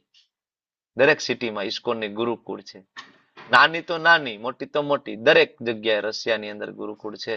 અને રશિયન ડિવોટીઝ આખા વિશ્વમાં સૌથી વધારે રશિયન ડિવોટીઝ છે. બરાબર. અમેરિકામાં છે, જાપાનમાં છે, કેનેડામાં છે, બધી જગ્યાએ છે, ન્યુયોર્કની અંદર છે, સિંગાપોરની અંદર છે, બધી જગ્યાએ. બરાબર. તો કારણ કે પ્રભુપાદે શું આપ્યું? કોમન ફાધર આપ્યા કે ભાઈ પિતા આપણા કૃષ્ણ છે. એટલા માટે તમે ઇસ્કોનના મંદિરમાં જશો તો ત્યાં હિન્દુ હોય, મુસ્લિમ હોય, શીખ હોય, ઈસાઈ હોય, ગોરા હોય કે કાળા હોય, બધા એક જ પંગતમાં બેસીને બધા પ્રેમપૂર્વક જમતા હોય. ફોરેનર બેઠા હોય અને ઇન્ડિયન પ્રેમપૂર્વક એને પીરસતા હોય, જમાડતા હોય. ઇન્ડિયન બેઠા હોય અને ફોરેનર છે ખૂબ પ્રેમપૂર્વક, આગ્રહપૂર્વક એને જમાડતા હોય. કોઈ જ્ઞાતિનો ભેદ નથી, કોઈ જાતિનો ભેદ નથી. તમે ઇસ્કોનમાં જોડાયા, અમારી સાથે તમે યાત્રામાં એમાં પણ આવતા હશો. હમણાં અમે આ શનિવારે યાત્રામાં જવા નીકળીએ છીએ. તમે ઘણી બધી યાત્રા કરી હશે ઇસ્કોન સાથે, તમે ઇસ્કોનના મંદિરમાં ગયા હશો. તમને આજ સુધી કોઈ ઇસ્કોનના મંદિરમાં પૂછ્યું કે તમે કઈ જ્ઞાતિના છો, તમે આ હાર લાવ્યા છો કે તમે આ સેવા લાવ્યા છો? ક્યારે પૂછ્યું કે તમે કોઈ પ્રસાદનો ભગવાન માટે કઈ ડબ્બો ક્યારેક લઈને ગયા હોય, એ ડબ્બો સ્વીકારતા પૂજારીએ તમને પ્રશ્ન કર્યો કે ભાઈ તમે હરિજન દલિત છો કે ચમાર છો કે કઈ, તો અમે આ ના લઈએ? એવું ક્યારે પૂછ્યું કોઈ કે તમે મુસ્લિમ છો તો અમે આ ના લઈએ? નેવર. ઇસ્કોનની અંદર કોઈ જ્ઞાતિ જાતિનો કોઈ વાદ નથી. તમે અમેરિકા જાવ તોય ભલે અને પાકિસ્તાનમાં જાવ તોય ભલે, કોઈ જ્ઞાતિ નથી. કારણ કે ઇસ્કોનની અંદર એક જ વસ્તુ છે કે બધાના પિતા અહમ બીજ પ્રદ પિતા. પિતા કોણ છે? કૃષ્ણ. બધાના પિતા કૃષ્ણ છે તો મારે પૂછવાની જરૂર નથી ને કે બરા ચંદ્રિકા માતાજીની જ્ઞાતિ શું છે, કાજલ માતાજીની જ્ઞાતિ એની અટક શું છે, વોટ એવર. જાણવાની જરૂર નથી. બધા મારા બહેનો છે અને બધા મારા ભાઈઓ છે. All my God sister and all my God brothers. બરાબર. ત્યારે આપણને બધાને આપોઆપ એકાબીજા પ્રત્યે પ્રેમ આવે છે. રોજ સવારે ભાગવતમના ક્લાસમાં મળીએ છીએ અને કોઈ આપણને તરત કહે છે કે ભાઈ ફલાણા પ્રભુજી માતાજી હોસ્પિટલાઇઝ થયા, બીમાર થયા, તો આપણે બધા તરત ખૂબ હૃદયપૂર્વક એના માટે પ્રાર્થના કરીએ છીએ ને તરત જ. હવે આપણે એને ઓળખતા નથી, આપણને એની જ્ઞાતિ ખબર નથી આપણો એની સાથેનો કોઈ લોહીનો સંબંધ, છતાં પણ શું કામ? ખબર છે કે ભાઈ કોમન ફાધર છે, અમારા બેના પિતા એક છે, એ કૃષ્ણને પ્રેમ કરે છે, હું કૃષ્ણને પ્રેમ કરું છું, બરાબર ને? તો આ બહુ મહત્વનો મુદ્દો છે, મિસિંગ છે. એટલા માટે પ્રભુપાદે તત્કાલીન જે આપણે મહાત્મા તરીકે ઓળખતા હતા મહાત્મા ગાંધીને ઘણી વખત લેટર લખ્યો હતો, મહાત્મા ગાંધીજીને, કે ભાઈ હું તમને બરાબર ભક્તિ ભગવદ્ ગીતા શીખડાવવા માંગુ છું અને તમે મારી સાથે આવો, આપણે આખા વિશ્વમાં પ્રચાર કરીએ અને ખરેખર આનાથી શાંતિ આવશે. મહાત્મા ગાંધી માન્ય નહોતા. સરદાર વલ્લભભાઈ પટેલને લેટર લખ્યા, બરાબર. મોરારજીભાઈ દેસાઈ એ સમયે તત્કાલીન લગભગ ફર્સ્ટ પ્રેસિડેન્ટ લગભગ બન્યા, મને બહુ આઈડિયા નથી, પણ એમને ઘણા બધા લેટર લખ્યા, મોરારજીભાઈ દેસાઈને પણ, બરાબર. એના સિવાય એવા અઢળક લીડર્સ હતા, એ બધાને પ્રભુપાદે લેટર લખ્યા હતા, બરાબર. પણ કોઈએ પ્રભુપાદને સાથ આપ્યો નહોતો. ઓકે, તો પ્રભુપાદનો કન્સેપ્ટ બહુ ક્લિયર હતો. ઓકે, તો આ રીતના સૃષ્ટિનું સર્જન જો આ મહાવિષ્ણુ જે છે દ્રષ્ટિપાત કરે છે, રમાદેવી એટલે કે લક્ષ્મીજી જેવો દ્રષ્ટિપાત કરે છે, શિવજી પોતાની કાલ શક્તિનો ઉપયોગ કરી અને શિવજી અને માયાદેવી એટલે કે દુર્ગા, શિવ શક્તિ એના મિલનથી બધા જ જીવો છે આ ભૌતિક જગતમાં ગર્ભાન્વિત થાય, એટલે શિવ અને શક્તિને આપણા આદિ માતા પિતા તરીકે પણ ઓળખવામાં આવે. ભૌતિક જગતમાં બરાબર, ભૌતિક જગતમાં આપણા માતા પિતા હોય તો બ્રહ્માજીથી ઉપર શિવજી અને માતા દુર્ગા, બરાબર, કારણ કે એના દ્વારા આપણે ગર્ભાન્વિત થયા. અને એટલા માટે જ શિવલિંગ, ઘણા બધાને એમ થાય કે ભાઈ આ શિવલિંગ છે તો શિવજીનું બરાબર ઇન્દ્રિય અને માતાનું યોનિ છે. આવી બધી ફિલોસોફીઓ આપતા હોય, હકીકત એવું નથી, બરાબર. તો શિવજીની જે કાલ શક્તિ જે છે, કાલ શક્તિ, બરાબર, એ જયારે પ્રધાન નામના તત્વો ઉપર પડે છે, જે ગ્લાન્સ જે થાય છે, બરાબર, અને જે આ રીતના પડે છે તો પ્રધાન નામના તત્વો ઉપર, તો આ જે આકાર બને છે ને એ સિમ્બોલ એક બને છે, અને આ સિમ્બોલને લિંગ તરીકે ઓળખવામાં આવે છે. ઉપરનો જે ભાગ છે કાલ શક્તિ છે ભગવાન શિવજીની, નીચેનો જે ભાગ છે જ્યાં આપણને બધાને ગર્ભાન્વિત કરવામાં આવ્યા, બરાબર, એટલે એ દેવી તરીકે ઘોષિત થાય છે. તો આ શિવ અને શક્તિ આ રીતના છે, નહીં કે નીચેનો ભાગ છે માતાની યોની છે અને ઉપરનો ભાગ છે એ શિવજીનું ઇન્દ્રિય છે કે લિંગ છે. લિંગ એટલે બરાબર જાતિ પણ કહેવાય ને, લિંગ એટલે સ્ત્રીલિંગ ઉપર પુલ્લિંગ એને પણ કહેવાય ને સ્ત્રીલિંગ. તો ત્યાં લિંગ છે એ શિવજી તરીકે ઘોષિત છે, બરાબર, એટલે શિવજી બરાબર એનો આકાર આ પ્રકારે છે, બરાબર. તો આપણે સમજવું પડે કે આપણે આ સૃષ્ટિનું નિર્માણ કેવી રીતના થયું, બરાબર. શિવજીનો શું રોલ છે, દુર્ગા માતાનો રોલ શું છે, રમાદેવીનો શું રોલ છે, મહાવિષ્ણુનો શું રોલ છે. જેમ જેમ તમે આગળ આવશો વધારે ડિટેલમાં આપણે જઈશું, ઇવન ભક્તિ શાસ્ત્રીમાં અને ભાગવતમમાં તો આ ચર્ચાઓ ચાલી જ રહી છે ઊંડાણપૂર્વક. તમે લોકો સવારે 7 થી 8 નો ક્લાસ એટેન્ડ કરો જરૂરથી. સૃષ્ટિ સર્જન એટલું સહેલું નથી કે હું અહીંયા 10 મિનિટમાં તમને સમજાવી દઉં અને તમે સમજી જાઓ. તમારા ઘણા બધા પ્રશ્ન આની અંદર રે, જે મેં હમણાં ચર્ચા કરી એ 4થા શ્લોકમાં 3જા શ્લોકની અંદર, બરાબર. કારણ કે સૃષ્ટિ સર્જન ઇવન શ્રીમદ ભાગવતમમાં 9 વખત પ્રશ્ન પૂછવામાં આવ્યો છે, 9 વખત ભાગવતમમાં વર્ણન છે સૃષ્ટિ સર્જનનું. તો એના ઉપરથી તમે સમજી શકો કે કેટલો મહત્વનો વિષય હશે અને કેટલો અઘરો વિષય હશે કે એને 9 વખત એક્સપ્લેન કરવામાં આવ્યો છે ભાગવતમની અંદર. ઓકે, તો ભગવાન આગળ કહે છે ભૌતિક પ્રકૃતિ 3 ગુણોની બનેલી છે. કઈ? સત્વગુણ, રજોગુણ અને તમોગુણી માયા. સનાતન જીવ પ્રકૃતિના સંસર્ગમાં આવે છે ત્યારે હે મહાબાહુ અર્જુન ગુણોથી બંધાઈ જાય છે. જેવા આપણે આ ભૌતિક જગતમાં જન્મ લીધો, ગુણોથી આપણે બંધાઈ જઈએ છીએ ફરજિયાત. કોઈ બાળક બાઇક લઈને નીકળી જાય, બરાબર, ધારો કે એની ઉંમર 17 વર્ષની થઈ, હજી લાયસન્સ નથી આવ્યું, 4 રસ્તા ઉપર એને પોલીસ વાળા રોકે તો પોલીસ વાળાને એમ ના કહી શકે કે હું કાયદો નથી જાણતો. પોલીસ વાળા એને રોકશે, એના ફાધરને ફોન કરશે, લાયસન્સ એનું ડિટેન કરશે, બરાબર, લાયસન્સ જપ્ત કરશે, ગાડી એની ડિટેન કરશે અને બહુ મોટો ફાઇન એના ફાધર ઉપર લગાડવામાં આવશે. ત્યારે પોલીસ વાળા એમ નહીં કહે કે ભાઈ નાનો છોકરો છે ને બિચારો કાયદો નથી જાણતો ને ભૂલ થઈ ગઈ, જવા દે, બરાબર. તો આપણે અહીંયા ભૌતિક જગતમાં આવીએ છીએ, આ ગુણોથી બંધાઈએ છીએ, તો આ પ્રકૃતિના 3 ગુણો નામના કાયદાને આપણે જાણવો પડે. નહીં જાણીએ તો આપણે ફસાઈ જઈશું. નહીં જાણીએ તો આપણે ફસાઈ જઈશું. કારણ કે આપણે કન્ડિશન સોલ છીએ. કન્ડિશન એટલે બદ્ધ.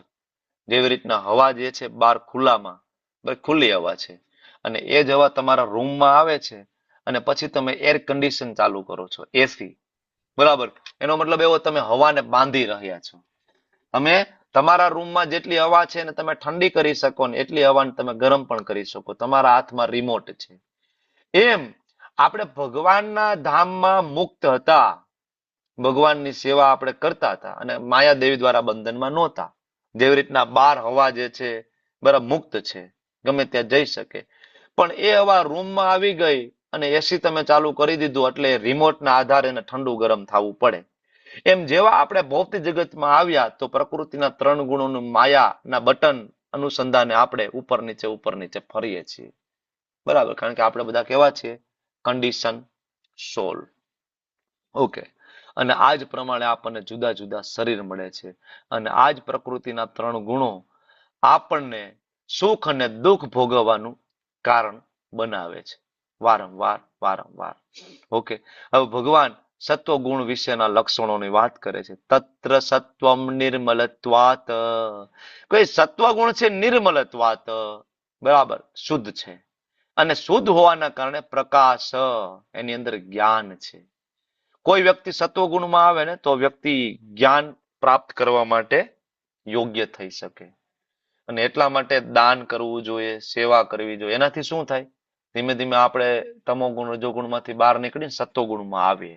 એટલા માટે કરવાનું છે. દાન કરીએ, તમે પુસ્તકો વાંચો, તમે સેવા કરો, તમે યાત્રામાં જાઓ, એ બધી વસ્તુ તમને સપોર્ટ કરે.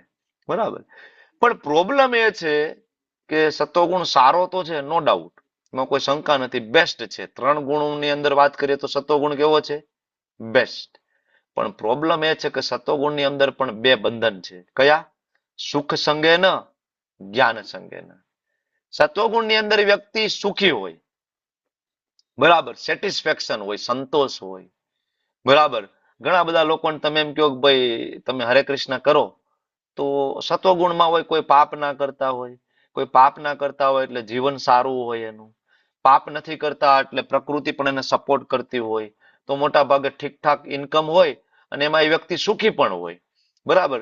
એને તમે પૂછો કે હરે કૃષ્ણ કરો, તો કે ના ભાઈ અમારી લાઈફ તો ભાઈ સરસ ચાલે છે, ભાઈ છોકરા સેટલ છે, એક છોકરો જાપાનમાં છે, એક છોકરી ઓસ્ટ્રેલિયા છે, છોકરા એન્જિનિયર કર્યું છે, અને 2-4 મકાન ત્યાં છે, એક મકાન અહીં ભારતમાં છે, ફાર્મ હાઉસ છે. બસ અમે 2 પતિ પત્ની રોજ ઉઠીએ અને બસ પ્રાણાયામ કરીએ, એક્સરસાઇઝ કરીએ, એ બધું છે. રૂપિયા પૈસા ધન સંપત્તિ અને સુખ શાંતિ છે. કોઈ ખરાબ કામ કરતા નથી. સમય મળે ત્યારે થોડું થોડું દાન કરીએ છીએ મંદિરમાં ને એમાં બધું. અમારે આ બધા ભક્તિમાં અને ઇસ્કોનમાં હરે કૃષ્ણમાં નથી પડવું. તો સતોગુણ પણ બાંધે છે. સેટિસ્ફેક્શન છે ને એટલે બાંધે છે. બરાબર. અને બીજું છે જ્ઞાન સંગે ન. સત્વગુણ હોય એટલે એનું મન થોડું સ્ટેડી હોય, સ્ટેબલ હોય. બરાબર. તો એ વ્યક્તિ કંઈ પણ વાંચે તો એ સમજી શકે, એ વ્યક્તિ જ્ઞાનને પ્રાપ્ત કરી શકે, નોલેજેબલ થઈ શકે. પણ પ્રોબ્લેમ એ છે કે નોલેજ તો લઈ રહ્યો છે પણ કોઈ ગુરુના ઓર્ડર પ્રમાણે નથી, ગુરુના શરણમાં બેસીને નથી. એટલા માટે પ્રોબ્લેમ એ થશે કે એનો અહંકાર આવે, હું બીજા કરતા શ્રેષ્ઠ છું. તો આ 2 કારણમાં સત્વગુણી લોકો પણ બંધાઈ જાય છે. બરાબર. સુખ સંગેના, જ્ઞાન સંગેના. આની અંદર ઘણા બધા ઉદાહરણ તમે લઈ શકો. વૈજ્ઞાનિકો, ઘણા બધા કવિ, સાહિત્યકારો, બરાબર, ઘણા સાયન્ટિસ્ટો જે સત્વગુણની અંદર હોય, જે પાપ ના કરતા હોય, ખરાબ કામ ના કરતા હોય, પણ બસ સુખી છે, ભગવાનને ના માનતા હોય. બરાબર. તો સત્વગુણ જે છે એ પણ બાંધે છે. ઓકે. અને આગળના શ્લોકની અંદર ભગવાન કહે છે રજો રાગાત્મકમ વિદ્ધિ. હવે રજોગુણની વાત થઈ. રજોગુણ કે રજોગુણ જે છે રાગાત્મકમ, અમર્યાદિત ઈચ્છાઓ, અને તૃષ્ણા સંગ સમુદ્ભવમ. તૃષ્ણા એટલે કે ઈચ્છાઓ ક્યારે શાંત જ ના થાય. એક ઈચ્છા પૂરી કરો, બીજી ઈચ્છા પૂરી કરો, ત્રીજી ઈચ્છા. આ રજોગુણનું લક્ષણ છે. અને આથી દેહધારી જીવ સકામ કર્મથી બંધાય. ઈચ્છા પૂરી કરવા માટે એ વ્યક્તિ સકામ કર્મમાં લાગી જાય. સવારથી લઈને રાત સુધી કામ કામ કામ કામ. તમને ને મને સવારથી રાત સુધી નોકરી ધંધા ઉપર બિઝનેસ ઉપર કામ કરવા માટે કોણ લઈ જાય છે? આપણી ઈચ્છાઓ. હું મારી પત્નીને સુખી કરી દઉં, મારા બાળકોને સુખી કરી દઉં, બરાબર. આપણી ઈચ્છાઓ આપણને, બાકી 2 ટાઈમના રોટલાની વાત હોય તો એના માટે આપણે કામ નથી કરતા, કરીએ છીએ. 2 ટાઈમનું ખાવાનું તો મળી જાય, એટલું બધું અઘરું નથી. એના માટે આવી કઈ તનતોડ મહેનત કરવાની જરૂરી નથી છે. એના માટે આપણે નથી કરતા. આપણે સકામ કર્મમાં બંધાઈ ગયા એનું કારણ એક જ છે, રાગાત્મકમ, અમર્યાદિત આપણું રાગ, આપણી ઈચ્છાઓ, બરાબર. તો આના કારણે તૃષ્ણા, કે ઈચ્છાઓ તો છે પણ ઈચ્છા કેટલી? એક દિવસ તો હું દેખાડી દઈશ ભાઈ દુનિયાને, ભાઈ મારું જે લક્ષ્ય છે ને દુનિયાને એકવાર દેખાડી દઈશ. 3 વર્ષે તો હું મારા બોસનો પણ બોસ બની જઈશ, બરાબર. મારી પાસે પૈસા હોવા જોઈએ, આ વિશ્વના સૌથી ધનાઢ્ય વ્યક્તિ કરતા વધારે પૈસા હોવા જોઈએ. BMW હોય તો મર્સિડીઝ લેવી છે, મર્સિડીઝ લેવી હોય તો જગુઆર લેવી છે, જગુઆર હોય તો રોલ્સ રોય લેવી છે, રોલ્સ રોય વાળાને પ્રાઇવેટ જેટ લેવું છે, બરાબર. તૃષ્ણા, બરાબર. તૃષ્ણાને શાસ્ત્રની અંદર તળિયા વગરના લોટા સાથે સરખાવવામાં આવી છે. તળિયા વગરનો લોટો, ઈચ્છા, કે લોટાની અંદર આખો સમુદ્ર પસાર થઈ જાય પણ ઈચ્છા પૂરી થાય નહીં. થાય છે? પેલા સાદો મોબાઈલ હતો, પછી કીબોર્ડ વાળો આવ્યો, કીબોર્ડ માંથી હવે ટચ વાળા આવી ગયા, બરાબર. પછી એપલ નું પહેલું મોડલ, બીજું મોડલ, ત્રીજું મોડલ, ચોથું મોડલ. આપણે સંતોષ થાય છે? નહીં. વારંવાર અપગ્રેડ થાય અને વળી દર વર્ષે આપણે એ જ ઈચ્છાઓ લઈને પાછા ઉભા રહી જાય છે કે હવે નવો મોબાઈલ લેવો છે, કોન્સ્ટન્ટ, બરાબર. તો સકામ કર્મની અંદર આપણે બંધાઈ જઈએ છીએ. મારો શું ફાયદો? સકામ કર્મ એટલે મારો શું ફાયદો? હું દાન આપીશ તો હું વિચારીશ કે 80G હેઠળ બાદ મળશે મને ઇન્કમ ટેક્સમાં. લગ્ન કરશે તો એ જોશે કે છોકરી કેટલી સુંદર દેખાય છે, બાહ્ય કેટલી, મારી ઇન્દ્રિયોને કેટલી સંતુષ્ટ કરી શકે, એના પિતાજી મને કેટલુંક આપી શકે એમ છે, ફોર્ચ્યુનર આપી શકે એમ છે, સ્કોર્પિયો આપી શકે એમ છે કે નહીં, બરાબર. કેટલું કરિયાવરમાં લાવી શકે એમ છે. રજોગુણી વ્યક્તિ આ બધું જોવે. અને રજોગુણી વ્યક્તિમાં સૌથી જે પ્રબળ દેખાય એ સ્ત્રી પુરુષ વચ્ચેનું આકર્ષણ સૌથી પ્રબળ દેખાય રજોગુણી વ્યક્તિમાં. વેરી એટ્રેક્ટ, એકાબીજા ખૂબ એટ્રેક્ટ થઈ જાય છે. તો સતત કામ અને એના માટે સતત મહેનત કરે. અત્યારે તો આમ તો ગુણ સારો ના કહેવાય, સતત મહેનત કરતા હોય. આજકાલ કોઈના છોકરા 12 કલાક મહેનત કરતા હોય તો એ માતા પિતાને ગર્વ થાય, ભાઈ મારો દીકરો કેટલી મહેનત કરે છે, ખૂબ મહેનત કરે છે, પૈસા લાવે છે. આજકાલ તો આને સારો ગણવામાં આવે. પહેલાના જમાનામાં આને સારો નહોતો ગણવામાં આવતો. તમારી ખાલી 1-2 પેઢી આગળ જઈને જોવો ને, બાપ દાદાઓમાં, તો નોકરી કરવી તો બાપ દાદા ચોખ્ખી ના પાડતા કે નોકરી એટલે નો કરાય એને કહેવાય નોકરી. જેને નો કરાય એટલે એનું નામ નોકરી, બરાબર. બહુ ઇઝીલી નોકરી જયારે મળતી ને તો એ લોકો નોકરી નહોતા કરતા. બાપ દાદા શું કામ નોકરી નહોતા કરતા, બરાબર, કરવા દેતા? કારણ એ હતું કે નોકરી કરીએ તો તમારે કોકનો ગુલામ થઈ જવું પડે, એક કે એના ઘડિયાળના કાંટે ચાલવું પડે. અને નોકરી કરવી મતલબ શુદ્ર, શુદ્ર છે એ નોકરી કરે, બીજાની સેવા કરે. અને હવે નોકરી કરો, ભગવાનની સેવા કરવા માટે તમારી પાસે કોઈ ફ્રીડમ નથી. તમને રવિવારના દિવસે બોલાવશે તો તમારે જવું પડશે, તમારી પાસે કોઈ ફ્રીડમ નથી. તમે આઈટી એન્જિનિયર છો, તમે કામ ઘરે લઈને આવશો, કામ તમારું રાત્રે 12 વાગે પૂરું નથી થતું ને, તમે માળા ક્યારે કરશો? તો રજોગુણના કારણે આ વ્યક્તિ આવી રીતના બંધાઈ જાય છે, બરાબર. અને આગળ, બરાબર. તો આજે રજોગુણના લક્ષણો કેવા હોય? રજોગુણ વાળાને મુક્તિ મળે? મુક્તિની કોઈ તક નથી. સત્વગુણ વાળાને મુક્તિ ના મળતી હોય તો રજોગુણ વાળાને કેવી રીતના મુક્તિ મળે? અને પછી તમોગુણની જયારે વાત થાય ત્યારે ભગવાન કહે છે કે એની અંદર ઉન્માદ, આળસ અને નિંદ્રા આ પ્રિડોમિનેટલી જોવા મળે સૌથી વધારે. અજ્ઞાન, શું કરવું ને શું ના કરવું, શું સાંભળવું, શું ના સાંભળવું, શું વાંચવું, શું ના વાંચવું, શું જોવું, શું ના જોવું, બરાબર. અજ્ઞાન. ઉન્માદ, ઉન્માદ એટલે પાગલ, ગમે ત્યારે ગુસ્સો આવી જાય, બરાબર. તમે જોયા હશે આવા લોકોને. રેલવે સ્ટેશન ઉપર કોઈ વ્યક્તિ બેઠો હોય, જો તમે ઘડિયાળ ના પહેર્યું, તમે ખાલી ટાઈમ પૂછી લેશો ને તો તમારું મોઢું તોડી લેશે. તારો નોકર છું, અહીંયા ટાઈમ કેવા તન માટે બેઠો છું? આવા લોકો છે કે નહીં? તરત મોઢું તોડી લેશે. ઘોર તમો ગુણમાં હોય, ઘોર તમો ગુણમાં.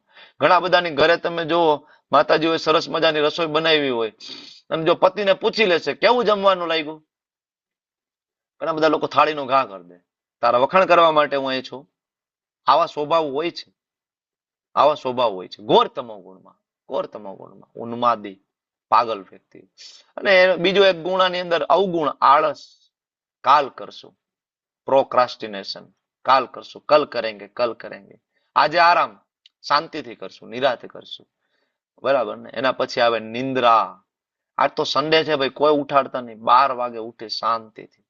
અને આ બધાના કારણે જીવનમાં એટલો વ્યક્તિ આગળ ના વધી શકવાના કારણે અલ્ટિમેટલી એ વ્યક્તિ વ્યસની બની જાય, ડ્રગ્સના રવાડે ચડી જાય, બરાબર. અને એના કારણે આ વ્યક્તિ યથાર્થ કઈ જોઈ ના શકે. શું યથાર્થ જોઈ ના શકે? તો કે એની સામે એના દાદા મરી ગયા, બરાબર, દાદી મરી ગયા, નાના નાની પણ એ મરી ગયા, બરાબર ને. પણ છતાં એ વ્યક્તિને એવું લાગે કે મારે હજી વાર છે, ત્યારે મૃત્યુ કન્ફર્મ છે, છતાં ગાંડા થઈને પૈસા ભેગા કરશે, આત્માની જરાય પરવા કરશે નહીં, કર્મના સિદ્ધાંતની જરાય પરવા નહીં કરે. પૈસા કમાવામાં જેટલું પાપ કરવું હશે એટલું કરશે, કોઈ પરવા નથી.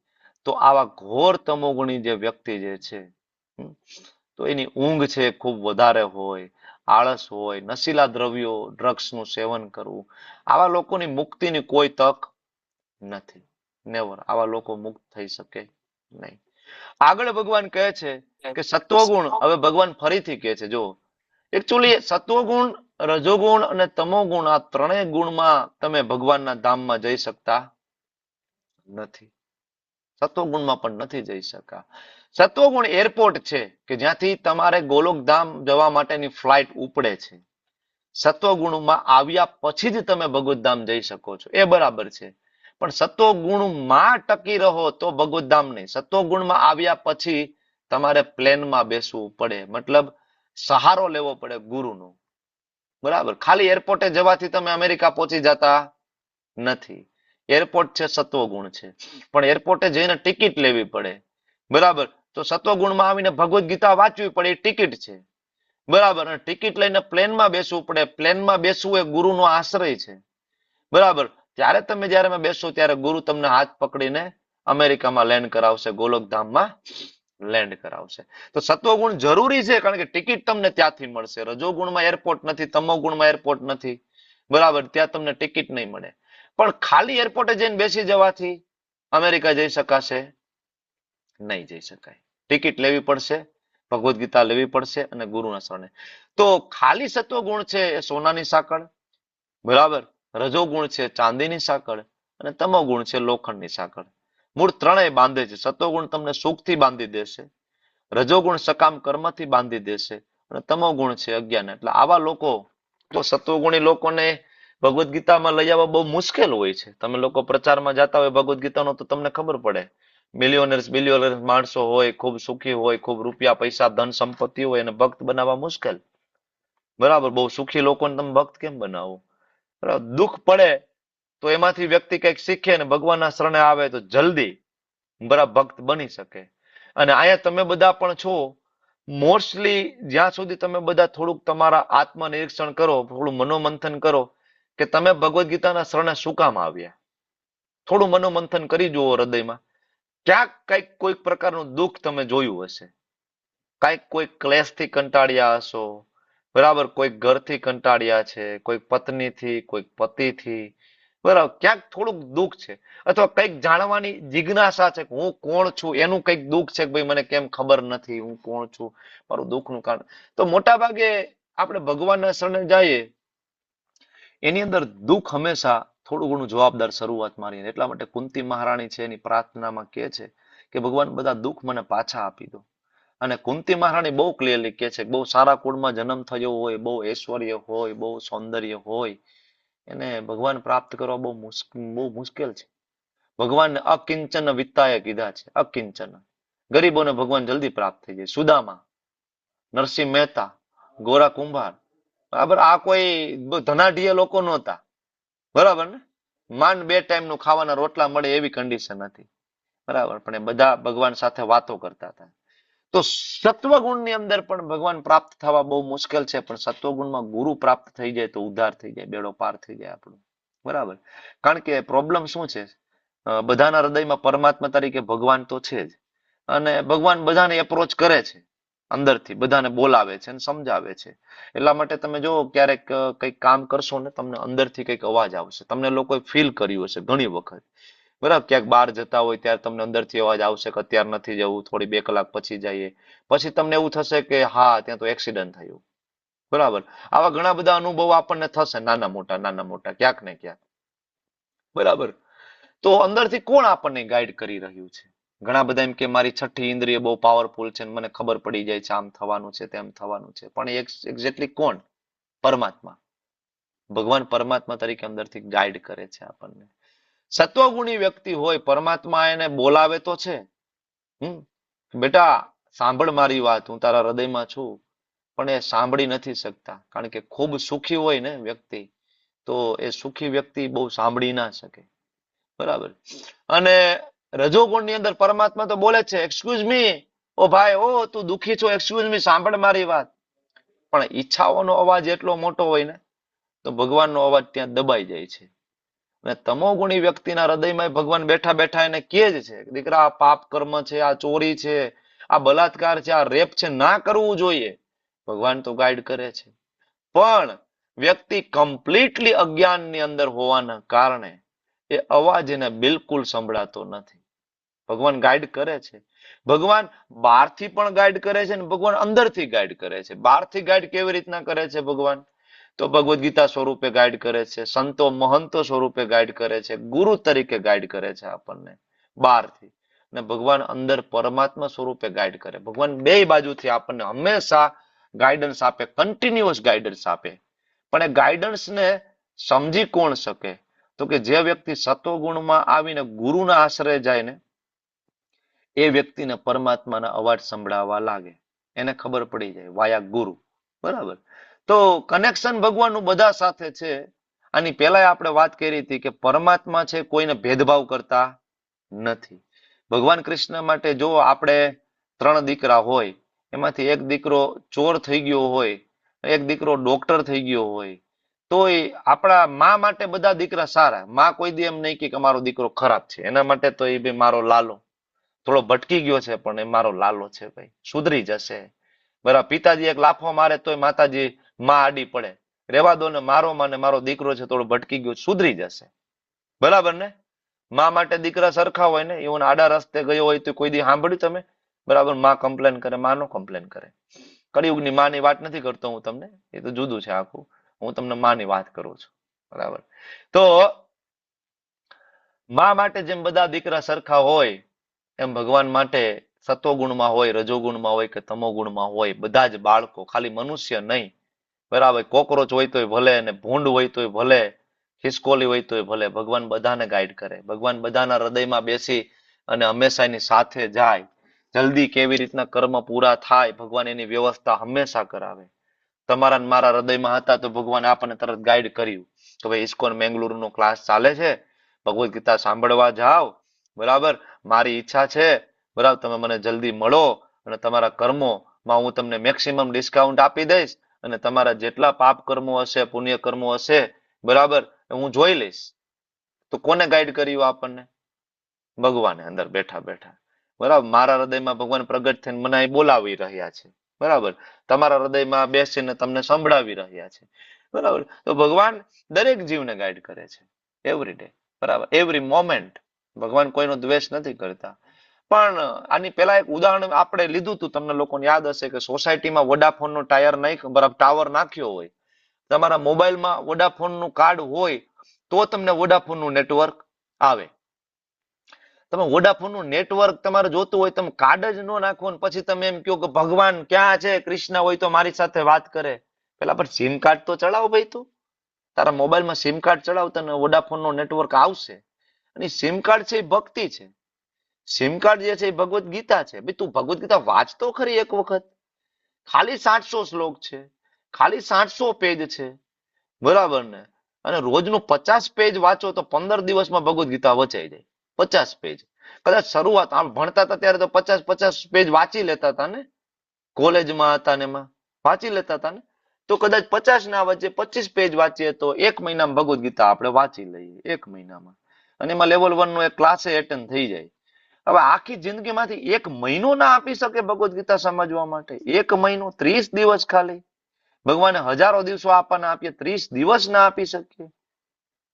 તો આટલું ના કરીએ તો ભગવાન કેવી રીતના આપણને ગાઈડ કરે? આપણે સિમ કાર્ડ ચડાવીએ તો વોડાફોન નું નેટવર્ક આવે. સિમ કાર્ડ જ ના ચડાવીએ, તમે કહો કે ભગવાન મને હેલ્પ નથી કરતા, ભગવાન મને ગાઈડ નથી કરતા. ભગવાન waiting, Krishna is waiting for you every moment. દરેક ક્ષણે કૃષ્ણ આપણને મળવા માટે ખૂબ લલાયત છે. કુંભના મેળામાં બાળક ખોવાઈ ગયું હોય ને બાળક કદાચ થોડું મોટું થાય, માતા પિતાને ભૂલી જાય, પણ એ મા બાપ જીવે ત્યાં સુધી ના ભૂલે. જ્યારે ફરીથી કુંભમાં જવાનું થાય ને તો માં એની નજર શોધતી હોય, મારો દીકરો 15 વર્ષ પહેલા કુંભના મેળામાં ખોવાઈ ગયો હતો, કાશ મને ક્યાંક મળી જાય, પાછો દેખાય. માની નજર હંમેશા શોધતી હોય. એ ખોટી વાત છે, બરાબર? કોઈના દીકરા દીકરી ક્યારેક ખોવાઈ ગયા હોય, એને પૂછો તો ખબર પડે, બરાબર? નાનો દીકરો જતો રહ્યો હોય છોડીને, ઘર છોડીને, એ માને પૂછો તો માની હંમેશા મીટ માંડીને ડેલી માં બરાબર જોતી હોય કે આજ આવશે. 5 વર્ષ થઈ ગયા તોય આવશે, 10 વર્ષ થઈ ગયા તોય આવશે, 15 વર્ષ થઈ ગયા તોય આવશે. Krishna is waiting for us every moment. Krishna હંમેશા આપણી રાહ જોવે છે કે ક્યારે દીપ્તિ માતાજી મને યાદ કરે અને મારી પાસે પાછા આવી જાય. ક્યારે ટ્વિંકલ માતાજી મને યાદ કરે ને ભગવદ્ ગીતા વાંચીને સમજી ભક્તિ કરીને મારી પાસે આવી જાય. કૃષ્ણનો તમારો અને મારી સાથે પર્સનલ સંબંધ છે, પર્સનલ, બરાબર? તો આ સમજવું પડશે કે આમાંથી બહાર નીકળવાનું છે આપણે. આગળ ભગવાન કહે છે કોઈ વાર સત્વગુણ આગળ હોય, કોઈ વાર રજોગુણ હોય, કોઈ વાર તમોગુણ હોય. આ જોવા મળે છે ને, આ 10મો શ્લોકની અંદર જે લખ્યું છે, આ બેલેન્સ ન હોય. એવું નહીં કે ભાઈ કોઈ વ્યક્તિ સત્વગુણમાં છે તો સત્વગુણમાં જ હોય, બરાબર? કોઈ વ્યક્તિ રજોગુણમાં છે, રજો. જો આપણે બધા જયારે ક્લાસમાં હોય ત્યારે અત્યારે શુદ્ધ સત્વમાં, સત્વગુણની અંદર, બરાબર ને? ભગવાનની કથાની ચર્ચાઓ શુદ્ધ સત્વમાં થાય, બરાબર? કઈ દાન પુણ્ય આપણે કરતા હોય ત્યારે આપણે સત્વગુણમાં હોઈએ. પછી આપણે બધા પૈસા કમાવા માટે નીકળી જાય તો રજોગુણમાં આવી જાય. આપણે જ બધા આવી જાય ને, રૂપિયા પૈસા કમાવા માટે જોબ, રજોગુણમાં. અને અમે આપણે સુઈ જાય તો શું એ તમો ગુણ છે. કોઈ વ્યસન કરતું હોય તો તમો ગુણ છે. ડુંગળી લસણ ખાવા, ચા કોફી પીવું તમો ગુણ છે. તો આપણે બધા આખો દિવસ છીએ ને અલગ અલગ ગુણોની અંદર ફરતા રહીએ છીએ. આપણું મૂળ પણ સ્વિંગ થઈ રહ્યું છે ને. હવે તમે મારી સાથે આટલું સારી રીતના વાત કરો છો, તમે બીજા સાથે આટલું સારી રીતના વાત ના પણ કરતા હોય, આવું બની શકે ને? ઘરમાં 5 વ્યક્તિ છે, પણ 5 વ્યક્તિમાં 2 વ્યક્તિ સાથે તમે સત્વગુણની જેમ વાત કરો છો, બરાબર? 2 વ્યક્તિ સાથે તમે તમોગુણની જેમ વર્તતા હોય અને 1 વ્યક્તિ સાથે તમે રજોગુણની જેમ વર્તતા હોય. આવું બની શકે કે ના બની શકે? બરાબર ને? એક જ સમયે તમે 3 ગુણની અંદર હોય. ભગવાન કહે છે, બરાબર, કે આ ગુણ છે up and down, up and down, up and down થાય. એટલે કૃષ્ણ ભાવનામૃત બહુ જરૂરી છે. કૃષ્ણ ભાવનામૃતમાં આવીએ, ઇસ્કોનમાં આવીએ તો આપણે વધુમાં વધુ સમય છે શુદ્ધ સત્વમાં પસાર કરી શકીએ.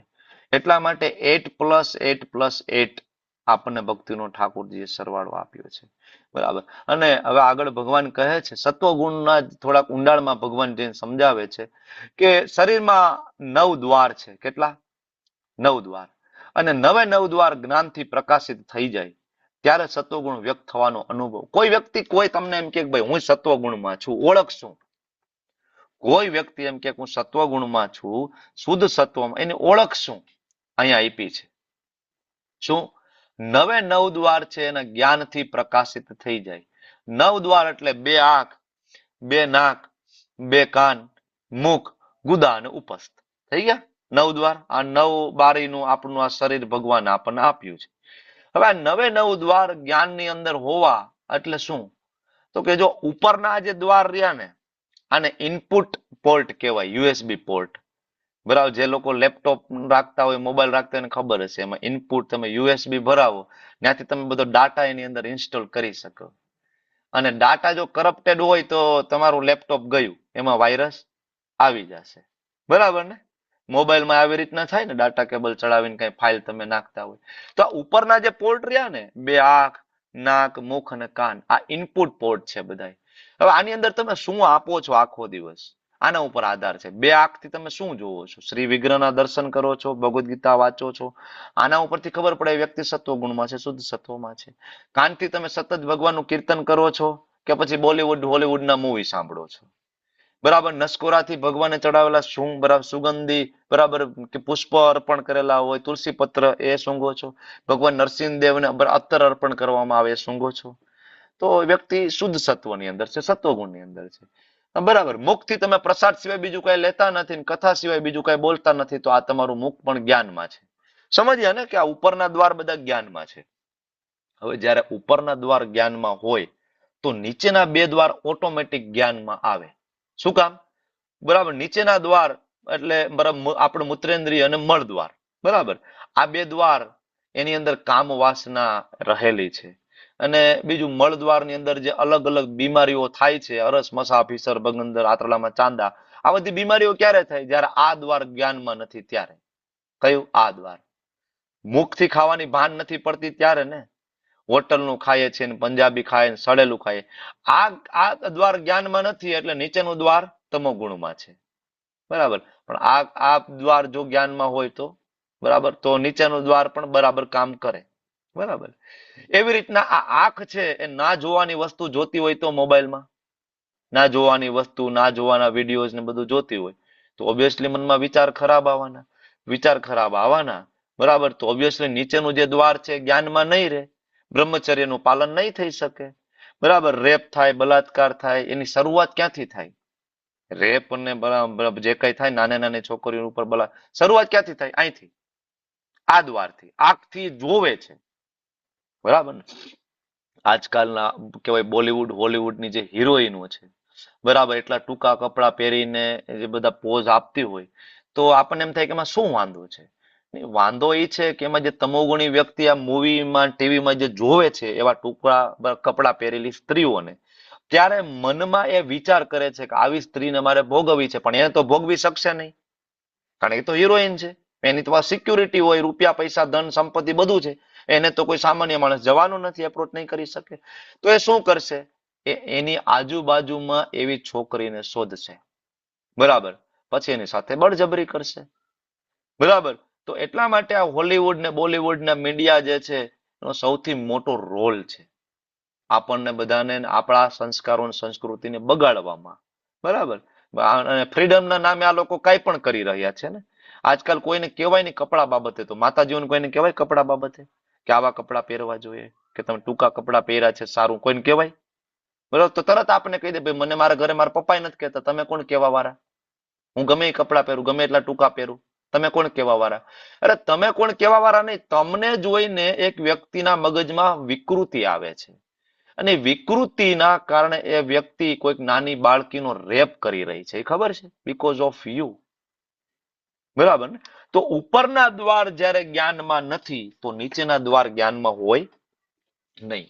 એટલે હવે તમે પોતે તમારી જાતને પણ સેલ્ફ નિરીક્ષણ, ઇન્ટ્રોસ્પેક્ટ કરો કે તમે શું ઉપરના દ્વાર ને સત્વગુણમાં ઉપયોગ કરો છો, કે પછી તમે મૂવી જોઈ રહ્યા છો, ટીવી સિરિયલ જોઈ રહ્યા છો, બરાબર, કે પછી તમે મોબાઈલની અંદર મૂવીના સોંગ સાંભળી રહ્યા છો, કે તમે હોટલનું ખાઈ રહ્યા છો. બરાબર.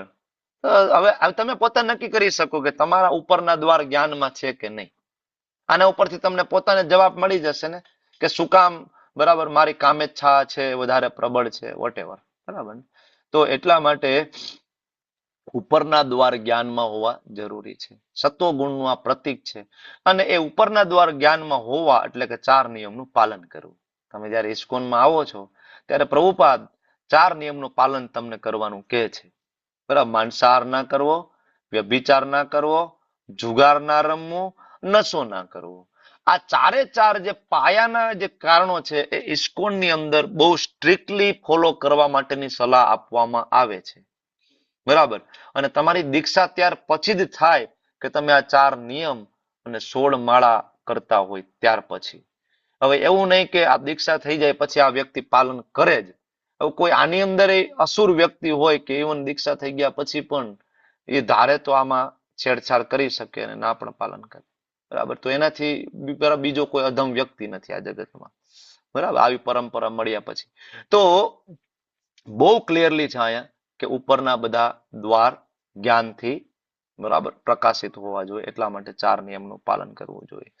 આગળ કહે છે ભરત શ્રેષ્ઠ રજોગુણમાં વધારો. જો સત્વગુણનું કેવી રીતના ખબર પડી આપણને કે ઉપરના બધા દ્વાર જ્ઞાનમાં હોય. તમે કોઈ પણ વ્યક્તિને એક દિવસ, અડધો દિવસ કોઈ વ્યક્તિ સાથે રહ્યો ને, તમને વ્યક્તિ વિશે થોડુંક ખ્યાલ આવી જાય કે આ વ્યક્તિ સત્વગુણમાં છે, રજોગુણમાં છે, તમોગુણમાં છે. તમને પોતાની ખ્યાલ જ આવી જાય. બરાબર. તો હવે રજોગુણમાં કોઈ વ્યક્તિ હોય કેમ ખબર પડે? તો કે એની આસક્તિ બહુ વધારે હોય. 2 BHK ફ્લેટ હોય તો 4 BHK લેવો હોય, 4 BHK હોય તો ફાર્મ હાઉસ લેવું હોય, ધન દોલત, બરાબર, આની પાછળ ગાંડા હોય. બરાબર. પછી સકામ કર્મકાંડની આ પાછળ ગાંડા હોય કે આ યજ્ઞ કરી લઉં મને આ મળી જાય, આ યજ્ઞ કરી લઉં મને આ મળે. બરાબર. ઉગ્ર ઉદ્યમ 12 કલાક કામ કરશે, જેને વર્કોહોલિક કહેવામાં આવે છે આજકાલ. તો એ તો બહુ કામ કરે. બરાબર. પણ બહુ કામ કરે તે રજોગુણ છે. અનિયંત્રિત ઈચ્છાઓ, લિમિટલેસ ઈચ્છાઓ હોય. આખી દુનિયા ફરવી છે, આ ખાવું છે ને ઓલો ભોગ કરવો છે ને આટલા પૈસા ને ટૂર ને સુંદરી ને MP બનવું ને MLA બનવું ને, અને લાલસા, ગ્રીડ, હજી વધારે, હજી વધારે, હજી વધારે. ક્યારે સંતુષ્ટિ નથી. બરાબર. તો આવા લોકો પોતાની સ્થિતિ સુધારવા માટે હંમેશા વલખા મારતા હોય, કન્ટિન્યુ. એને સંતોષ જ ના હોય. ઘર બનાવશે તો એવું ઘર બનાવશે, એવું ઘર બનાવશે મહેલ જેવું. ભરચક પ્રયત્ન કરશે કે જાણે આ ઘર સનાતન કાળ સુધી રહેવાનું હોય. એવું બન્યું આજ સુધી કોઈનું ઘર સનાતન કાળ સુધી રહ્યું? 50 વર્ષે 100 વર્ષે કાર્યક્રમ પૂરો થઈ જાય. અત્યારે તો જેવું સિમેન્ટ અને જેવું બધું ભેળસેળ વાળું આવે છે, આપણા મકાન એકોઈને 30 40 વર્ષ 50 વર્ષથી વધારે ટકવાના નથી. ગમે એટલા કરોડના બનાવીએ, 2 કરોડના બનાવીએ. બરાબર. 5 વર્ષમાં લૂણો ખાઈ જાય છે. દર 5 વર્ષે રિપેર માગે છે અત્યારે, ગમે એટલું સારું બધું વાપરીએ તોય. બરાબર. તો એની પાછળ આપણા ગાંડા થઈ જાય છે બનાવવા માટે. બરાબર. તો કોઈ અંત નથી ઇન્દ્રિય તૃપ્તિનું. અને છેલ્લે આગળ જે તમોગુણની ભગવાન વાત કરે છે, એની અંદર અંધકાર, જડતા, ઉન્માદ અને મોહ. અંધકાર એટલે શેનો અંધકાર? લાઈટ વહી જાય જીબીની? નહીં, અહીંયા લાઈટ વહી જાય અંદર. જ્ઞાનની લાઈટ વહી જાય, ખબર ના પડે. બરાબર. ઇવન ક્લાસમાં ઘણી વખત અમે લોકો કીર્તનમાં જતા હોય અને જાય છે ઘણી વખત કથા કરવાની એમ, તો બધા લોકો આવ્યા હોય. ઘણી વખત તો ધર્મેન્દ્ર દેસાઈ પ્રભુ બોલાવ્યા હોય તેને બધા રિલેટિવ આવે. પછી ઇસ્કોનમાં હોય તોય ભલે, ન હોય તોય ભલે. એ આવીને પછી ધર્મેન્દ્ર પ્રભુને કારણે બેઠા હોય છેલ્લે. બરાબર. હાથમાં માવો ને તમાકુ લઈને આવી રીતના ચોરતા હોય. બરાબર. એને આપણે એમ કઈ ભાઈ સાહેબ કઈ સમજાય છે? છેલ્લે આમ કરતા હોય ખાલી.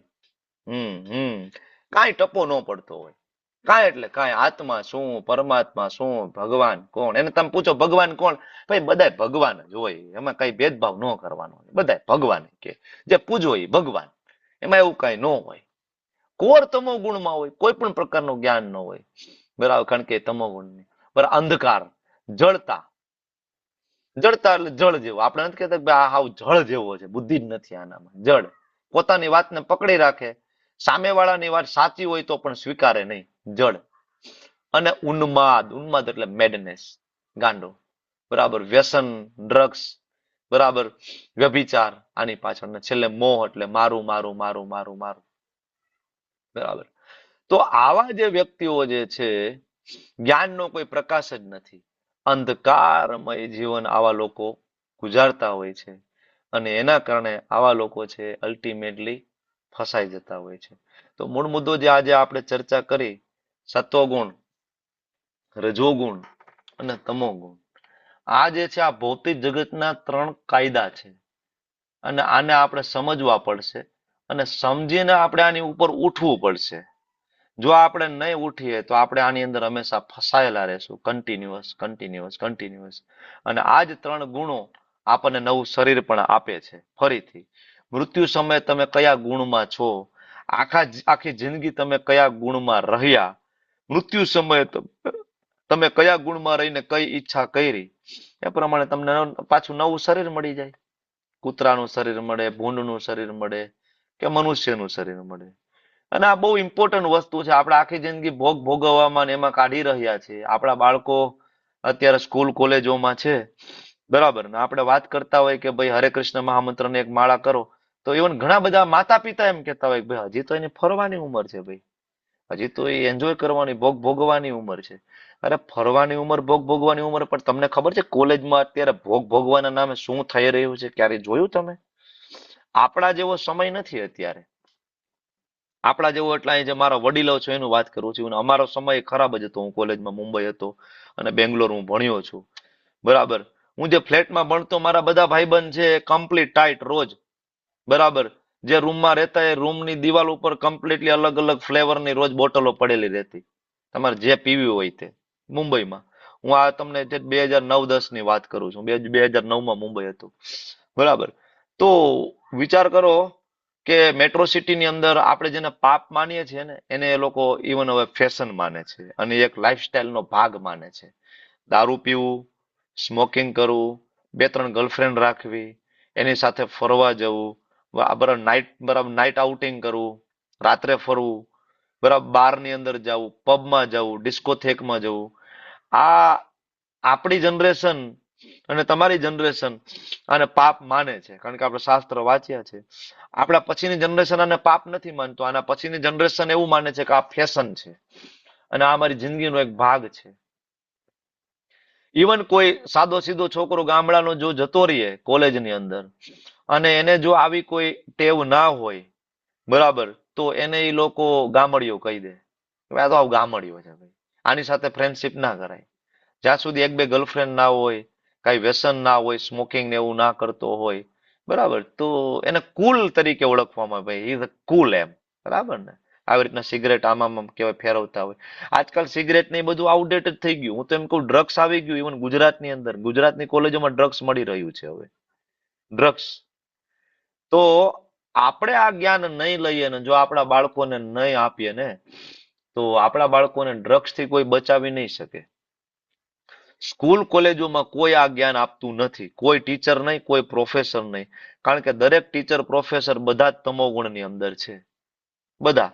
કારણ કે પોતે પાન માવા વ્યસન કરી રહ્યા છે ને પોતે જ વ્યભિચાર કરી રહ્યા છે, બધા પોતે જ બધા વ્યસની છે, પોતે જ ફૂલ રજોગુણમાં છે, બરાબર. બધું અમારી સ્કૂલમાંથી લેવું પડશે. યુનિફોર્મ અમારી સ્કૂલમાંથી, લંચ બોક્સ અમારી સ્કૂલમાંથી, સ્કૂલ બેગ અમારી સ્કૂલમાંથી, બરાબર. તો કે ભાઈ નીચે પહેરવાના મોજા અમારી સ્કૂલમાંથી, કાપડ અમારી સ્કૂલમાંથી, બૂટ અમારી સ્કૂલ. ભણવાનું તો કે એ ટ્યુશનમાંથી લઈ લેજો, બાકીનું બધું અહીંથી લેવાનું તમારે. ઘોર રજોગુણની અંદર લોકો જીવી રહ્યા છે કે જે એજ્યુકેશન ખરેખર ફ્રી હોવું જોઈએ, બરાબર, ખરેખર ફ્રી હોવું જોઈએ. અને એના ઉપર તો આપણે અઢળક, અત્યારે સૌથી ધીગતો ધંધો હોય તો એજ્યુકેશન છે. તમને ન ખબર હોય તો કહી દઉં, જેટલા પણ મોટા મોટા રાજકારણી પોલિટિશિયન છે બધાની કોલેજો છે, મેડિકલ કોલેજ ને એન્જિનિયરિંગ કોલેજ, બધા રાજકારણીઓની છે. ફૂલ પૈસા મળે. કેટલા પૈસા મળે ખબર છે? MBBS ની એક સીટનું ડોનેશન અત્યારે 1 કરોડ થી 1.25 કરોડ રૂપિયા છે. MBBS માં એડમિશન લેવું હોય, 12મું સાયન્સ છોકરો કરે અને એડમિશન લેવું હોય એટલે એક સીટનું ડોનેશન 1.25 કરોડ રૂપિયા સુધી જાય છે ગુજરાતમાં. 1.25 કરોડ રૂપિયા. અને જો પીજી કરવું હોય, પીજી એટલે પોસ્ટ ગ્રેજ્યુએટ, અને રેડિયોલોજીમાં એવી બ્રાન્ચમાં એને લેવું હોય તો એનું ડોનેશન 5 કરોડ રૂપિયા સુધી જાય છે. કેટલું? 5 કરોડ રૂપિયા ખાલી ડોનેશન. હું તમને કહું છું, ફી જુદી, ભણવાનો ખર્ચ જુદો, હોસ્ટેલ જમવાનો ખર્ચો જુદો, ડોનેશન આટલું. તો આવા જે સ્કૂલ કોલેજો, જે માસ્તરો આટલું ડોનેશન લઈને આપણા છોકરાને ભણાવશે તો શું સત્વગુણ આપશે? પોતાનામાં હોય તો આપવાના ને. પોતે ગોર રજોગુણ તમોગુણમાં છે, આપણા બાળકને ક્યાંથી આપશે? એટલે આપણે આપણા બાળકોને આપણે આપવું પડશે શુદ્ધ સત્વ, આપણે આપવું પડશે ભગવદ્ ગીતા, નહીતર આપણા બાળકોને કોઈ બચાવવાનું નથી, બરાબર. આપણા બાળકો આગળના જન્મમાં કૂતરાની યોનિમાં જાતા, બરાબર, કોઈ બચાવી નહીં શકે. આપણે બચાવવા પડશે. સ્કૂલ કોલેજોમાંથી આ જ્ઞાન આપવામાં નથી આવતું ક્યાંય. વાંછાકલ્પતરુભ્યશ્ચ કૃપા સિંધુભ્યઃ ચ પતિતાનાં પાવનેભ્યો વૈષ્ણવેભ્યો નમો નમઃ. અનંત અનંત કોટી વૈષ્ણવ કી જય, શ્રી પ્રભુપાદ કી જય, ગુરુદેવ મહારાજ કી જય. હરે કૃષ્ણ કૃષ્ણ કૃષ્ણ હરે હરે, હરે રામ રામ રામ હરે હરે, હરે હરે. હરે કૃષ્ણ.